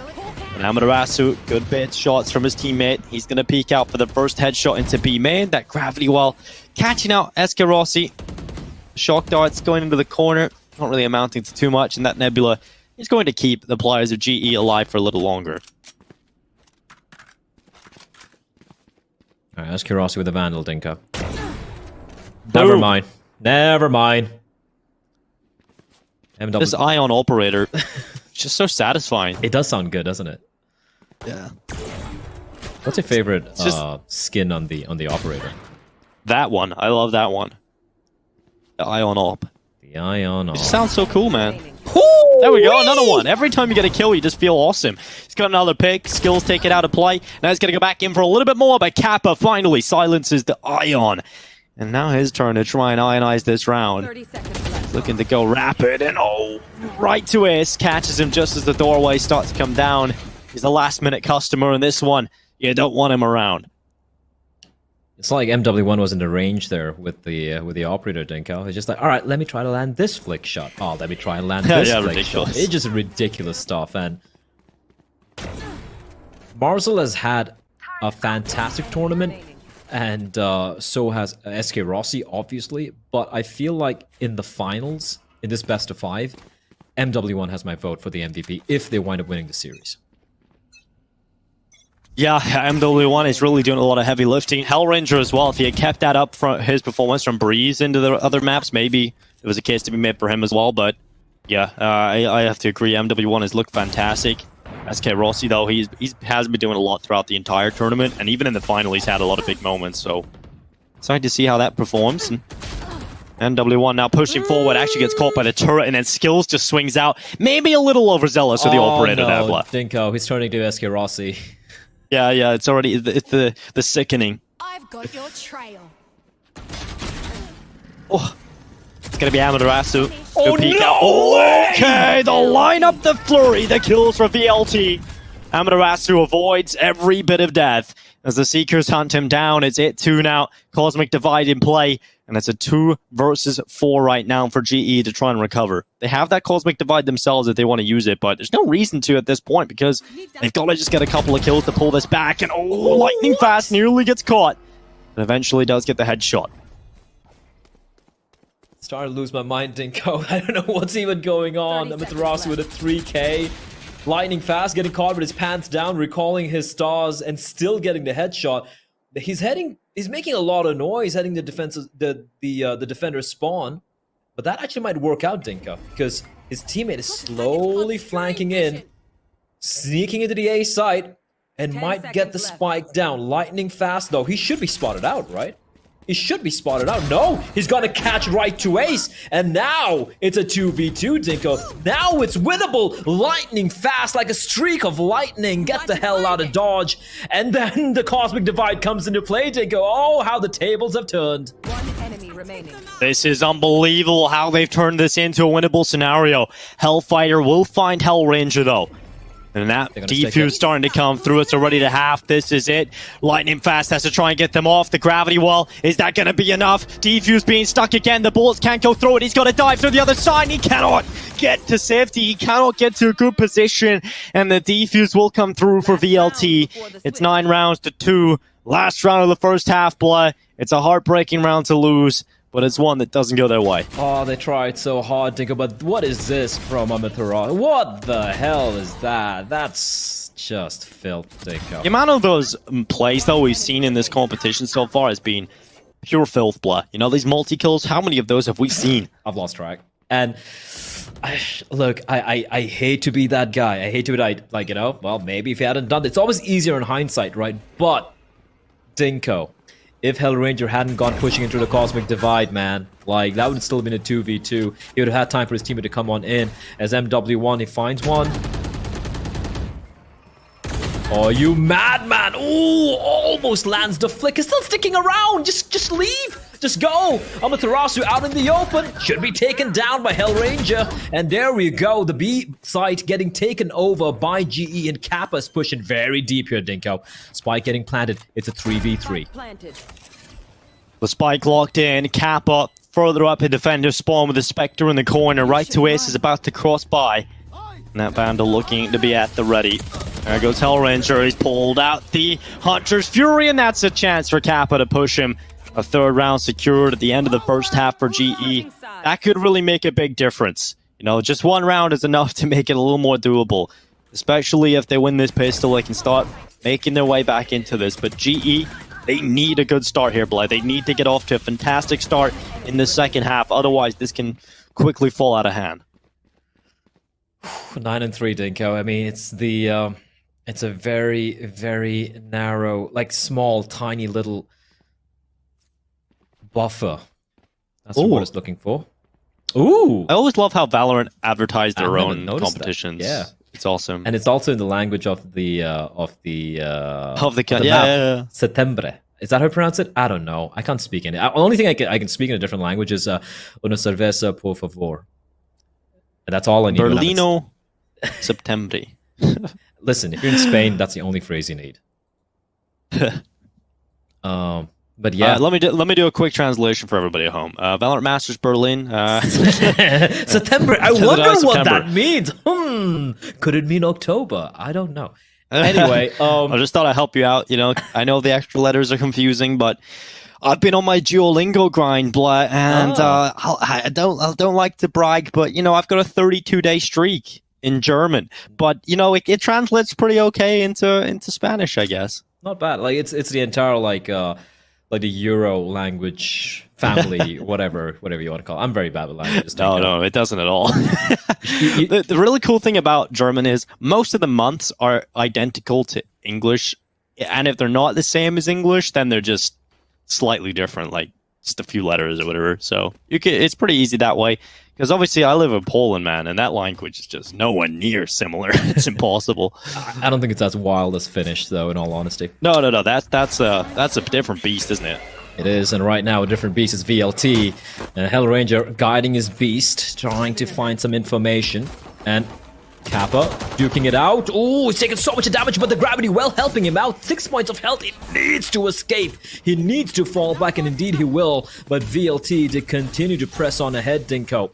Barza leading the charge. SK Rossi making contact, but look at the push coming in from B mains as well. MW is charging in like a madman. There are 2 players in the site, though. They need to find them, and they come wrapping in, but Kappa with 2 clean headshots. Finally, he will fall. Hellfighter, though.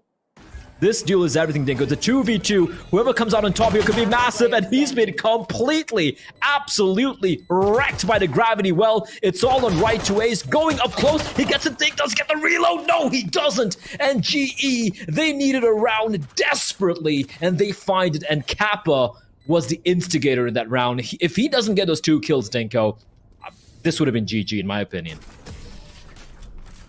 Yeah, it's incredibly a huge round to win as well for GE and Kappa, just delivering them those impact moments. You need someone to step up to get you these important rounds. And G, it doesn't matter how they come, as long as they get them. And SK Rossi, man, we as much as we love talking about this guy, we also can't deny the bad performances, man. He has got 4 kills right now. To go missing in the final map of a grand final, it's heartbreaking to see for G. They need SK Rossi to deliver. He can't step up. You know, get that operator in his hands, and look at the buy as well, right? Like, everyone is bought with Spectres, and he's like, yeah, I'm playing with a pistol, because you know what's coming up next? It's my big stick, baby. Here we go, though. Yeah, and he wields that big stick well. Right now, it's just small sticks for the side of VLT. They do have the sheriffs. I like how they haven't gone for the force bite, Dinko. They're in no pressure whatsoever, right? Like, they have so many rounds to work with. And it's about just eking out damage, dealing out damage to the side of GE, taking away a couple of guns perhaps. Players been spotted out towards B, but MW1's positioning here, this is a curious hole from GE, right? They are cognizant of the fact that there is a possibility of the attacking side just pushing in towards defender spawn. Right to Ace, breaking Lombot. I'm starting to sweat a little bit for GE here, Denko. It's very uncomfortable. They're all turtled up in the side. They can easily get swarmed by the pistols. You gotta favor the better weapons though, right? You gotta favor them even in the tough spots to come out on top. SK Rossi has got himself one in that frenzy. It's up to 5 kills on the board now, lightning fast in a good spot.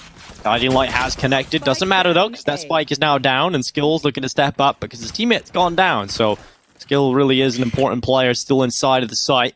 Guiding Light's continue to rain on in. It's right to it. It's now pushes forward. SK Rossi on the frenzy. They only lose the 1 player for GE. And 9-5 on the board. GE are here to play in the second half. Operator immediately invested into, and that's out in the hands of SK Rossi. This is a real testing gun. 9-5, right? It's still looking like it's convincingly favoring the side of VLT, but if GE are able to convert this round, and of course survive the light buy round from VLT after this one, that's suddenly going to be 9-7, and from then on, it's anyone's game. But SK Rossi getting 2 kills to the frenzy there. Let's see what he's got. He's got Kappa up close with the Spectres. In time with the Recon Vault. Then SK Rossi. That is Kappa using his body as the bait, Dinko. And then SK Rossi with the operator opening it up is looking for more as well. And of course he's going to find it. Marzel just walking. Looking a little lost as well, like a tourist lost in a dark alleyway. And he gets found out. Another player spotted out towards top of mid, but right to Ace here. He could try and potentially sneak his way in towards mid, I thought, but no. Instead, he's going to be heading towards short, accompanied by his teammate with the spike. On the A site, however, there is the man that you have to contend with, Skills, who has been solid so far in this game. And he's got backups as well in the form of the Astra. Spike down mid. SK Rossi, 3rd kill now added to the collection with the operator. We talk about him maybe underperforming, but like I said, he always shows up at some point. Hellfighter has limited its skills. Amaterasu looking to line up with a Phantom, but Kappa swinging out with a Spectre, headshot locked in, and VLT are suddenly down to just 1 member. 30 seconds left. That butterfly knife distracting me. Luckily, it's done now. 6 rounds for GE. And you said it was a test, Blood. They passed that one with flying colors. Again, SK Rossi, well, so good on that operator. That's the creepy gelato again. Oh, thank God we had a replay to save me there. SK Rossi activated, perhaps? Maybe? I don't know. Nice 3k though. It's against a buy round as well, full buy, mind you. And now it's just a Sheriffs to have to contend with. Maybe it might be a Spectre coming to the mix as well. Although if I'm BLT, I'm just going to try and exercise as much restraint as I can from the economical front. SK Rossi.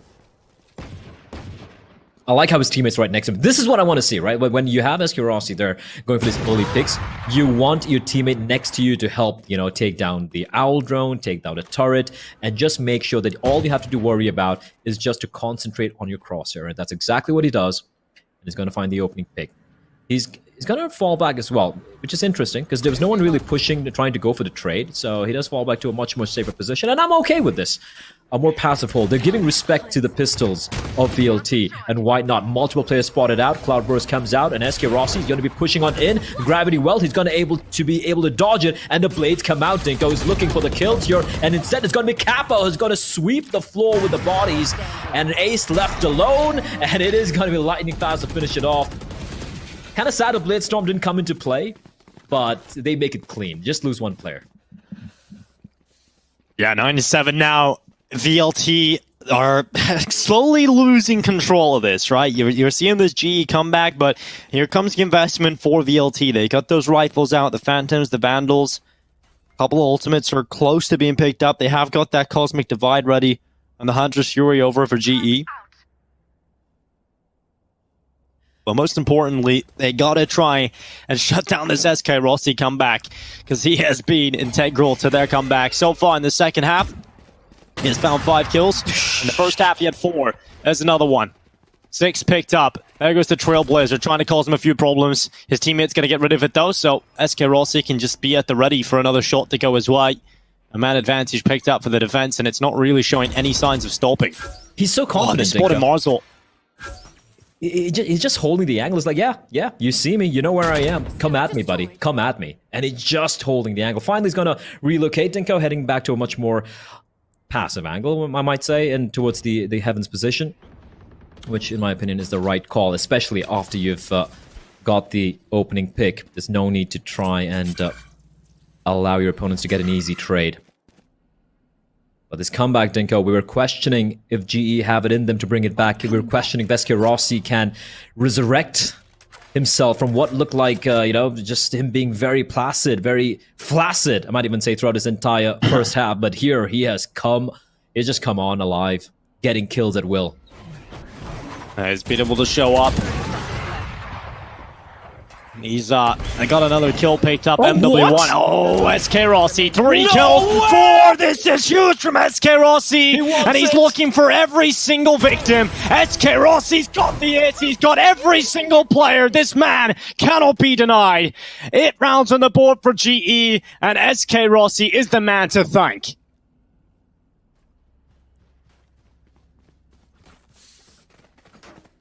Okay, alright, VLT. You woken up the beast. What are you gonna do now? This shot, Dinko. Oh my lord. Oh, that was so good. So damn good. He had 4 kills in the first half. 4 kills. I feel like VLT fans hate me, man, because I literally went, SK Rossi hasn't done much, has he? Next round, boom, boom, boom. And I took that personally. SK Rossi's just showing up to another level. Bro, he's 12 kills in what, like 3 rounds or something? It's just At 4 the entire first half, yeah. oh, just absolute insanity. But now MW1 with the Blade Storm of his own is looking to find something. They're giving him nothing. And SK oh no way! Oh my god! He finds that! The no scope, SK Rossi, what are you doing? You absolute lunatic, you animal! Player standing. And there's nothing that VLT can do! SK Rossi is a man possessed, and nothing can stop him. If GE make this full comeback, if they win this, there's no question who the MVP is anymore, Black, because that is just ridiculous. No scope denial of the Blade Storm, then the quick shot, then he tailwinds into the open. He does die after that, which is good, but in the end, it's just a ridiculous round yet again. He had 7 kills in 2 rounds, Black. 7 in 2 rounds. 4 in the first half, and then 7 kills in 2 rounds.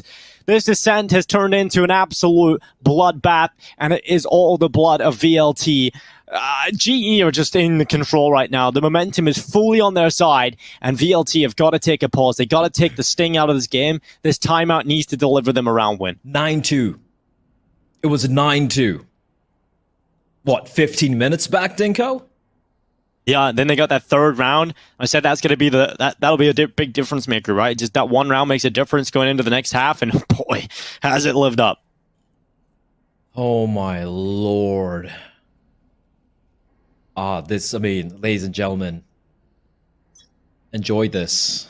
enjoy this. Like, what we're witnessing here is probably just an apex predator just stalking everyone, taking the fight to VLT and saying, you know what?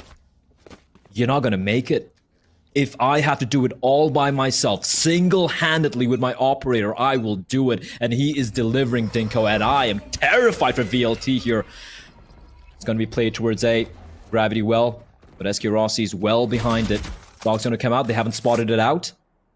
Lightning Fastest is just a support element, right? He's like, SK Ross, you just focus on getting the kills. I'll do everything else. I'll kill the dog. I'll kill everything. You just focus on getting those shots in.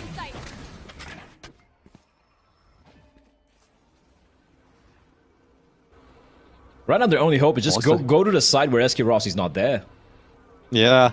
I mean, they're wanting to go A right now, and that's where SK Rossi is. So this looks like this A split attempt. The thing is, if they somehow isolate SK Rossi on his own there's no fallback, because they can push him from Guardian straight through the shutters into the site. That would make things quite difficult for SK Rossi. Oh, and he's been taken down. That's one way of dealing with him. Marzel on the headshot. Seeker's going out now. Lockdown in play as well. There's a full execute from VLT. They're throwing everything they've got at this. And Lightning Fast is holding strong. Pushing up. Hellfighter has taken him down. Another one for Hellfighter. Cutting through the defense and pulling the round back. VLT, they've got them at advantage. Retake on though, and here comes a Cosmic Divide. It's going to go up instantly. Hellrager, he needs to decide what he wants to do with this. He's going to just jump onto the side. They must know there's a player inside of Hell, but they are still having to check every other player. And Hellfighter is not going to show himself. He's playing this to perfection, Dinko. And Hellranger is going to tap it once. It's not planning for him though.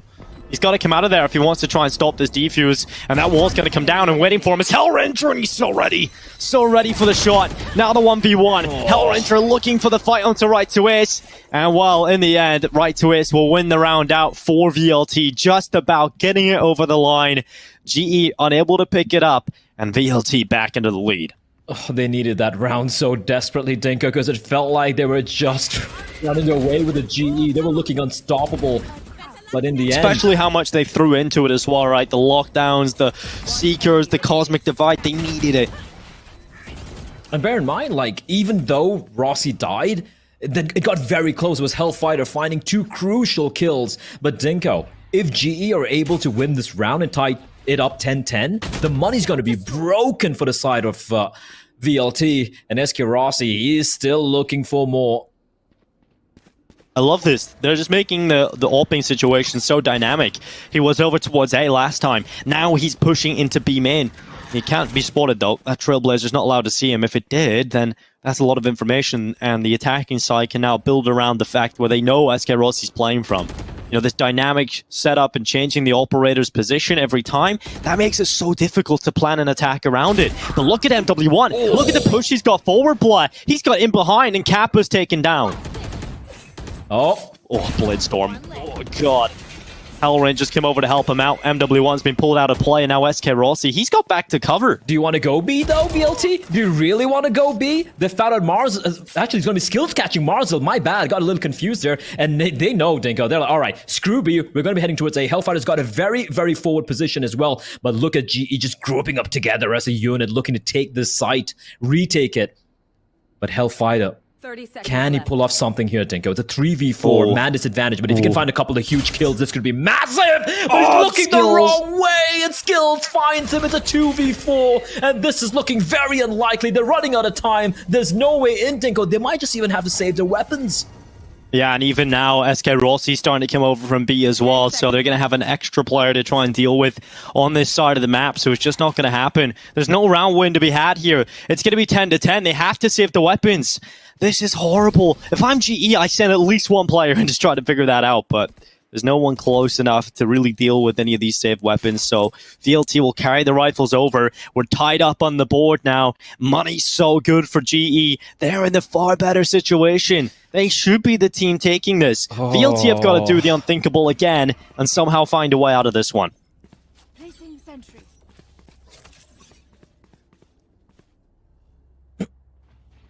Just gonna let everyone catch their breath, Dinko, because we're approaching the end game. This is the end game. 10-10. Everything on the line. SK Rossi forced back by the guiding light. But they don't know yet. They don't know who it is holding towards that B site. Tag. Oh, but there's a player in the corner, and MW1 able to get the kill with skills. Despite being tagged, he somehow finds two. He has no business finding two, but he still gets it. And Hellfighter running on in, and he's just hugging the wall, not showing himself. Hellfighter is lost, and he's taken down by the turret. Skills, he's doing it all by himself, Dinko. It's all gone wrong. A round where they were hoping to make these rifles sing and at least deal a bit of damage. Instead, the spike is dropped on the site. And it's not looking good at all. Although, that being said, the KJ skilled, he is very, very low in health. Yeah, there's still a chance for the win here in the round, but yeah, it's looking very good for GE having that spike control. 40 seconds left, alarm bot taken out. Right to it starts to move forward. It's going to be SK Rossi holding the angle though. He's well aware of his opponent's position. He can set up and get ready for that. Go on, son. Another kill, and now it's all onto right to Wiz. He has the Hunter's Fury, 25 seconds, and 3 players to try and find. SK Rossi has the angle, and he's got the kill, of course. Doesn't even wait for right to Wiz to cross into his crosshair. Just a pixel is all he needs. Right through the wall, accurate kill. 11-10 now as GE are into a convincing leading position. VLT, this almost feels like their last stand purchase coming up, Blah. They've got to make this one work. If they don't, this is it. GE have got it. This was the scary round that GE had to counter, right? Where there were 2 rifles saved, even though the other players just had the pistols to work with. And as you said, Dinko, this is it. If they don't make this work, that final round, the bye, I'm not looking forward to that. And this man, this thing. Oh, SK Rossi, he scares me, Dinko. He scares me so much. He's been blocked by his teammate. He's still gonna stand and deliver out in the open. Is looking for more, Dinko. I don't know how he's doing it. It makes no sense. He's an absolute machine. He's confident, he's fueled, and he's continuing to cut a hole in the attack. They're down 2 players, and the rounds just got started. Now they're pinned into B. What can you do as an IGL? What can you really figure out in this scenario? I thought he was about to wallbang. I thought SK Rossi was about to kill someone through the wall, but he's holding. And he's waiting for more victims to come his way. Shock darts going through, is aware of their positions. Can he get another one? Okay, that's a big shot from Marcel. Drifting by, it's a drive-by headshot through the wall. And luckily, SK Rossi now out of play. They've got to do it with 4. Kappa just spamming through the nebula. They're still unsure. They know there's at least 1 there, perhaps 2, but they need to be wary of a potential flank taking place. The attacker Killjoy will be deployed. There is space in the corner for Hellranger to hide in, but he's not going to do it. He's going to evacuate the premises. He's going to be like, you know what, I'm going to play with the retake. They need to make a hit right now. And Hellranger, he's got to find Marzel. That's a spike spotted out. They're going to come pouncing in. Hellranger's got to find 2. And right to Ace left alone in a 1v3. He's got the spike, but he's got so many players to find Dinko, and he's got to find none. It's map, match, and tournament point for Global Esports. They're 1 round away for qualifying for the APAC last chance qualifiers, Dinko. This could be heartbreak for VLT. The biggest Valorant match of their careers so far. Everything on the line. For this season, if you want to make it a relevant run, if you want to be seen on the global stage, you've got to win this matchup. And while GE are just 1 round away from representing India in the last chance APAC qualifiers, a champion spot in that qualifier is on the line. You can go and play against the best in the world. You can show what India has to offer. There's so much here for this team. And both of these rosters have definitely shown the capabilities of doing so. But GE, currently the team in the lead, currently the closest to taking that spot and winning this qualifier. The VCC is looking almost but truly locked in. And there's so many moments from so many individuals, but VLT, how many times have we seen it, Bly? They come back when you least expect it. They make rounds happen that you just say there's no chance in. VLT are certainly still in this matchup. Especially with this man. He's been very quiet in the second half, completely overshadowed by his counterpart on the side of GE. But with the Blade Storm active, Dinko, I believe MW1 can bring this one back to 12-11. And he's got a lot of work to do. The rest of his teammates, the buy isn't too shabby. 3 Spectres, Dinko. 2 Vandals to work with. And MW1 slowly creeping in towards the B site. Kappa's lying in wait.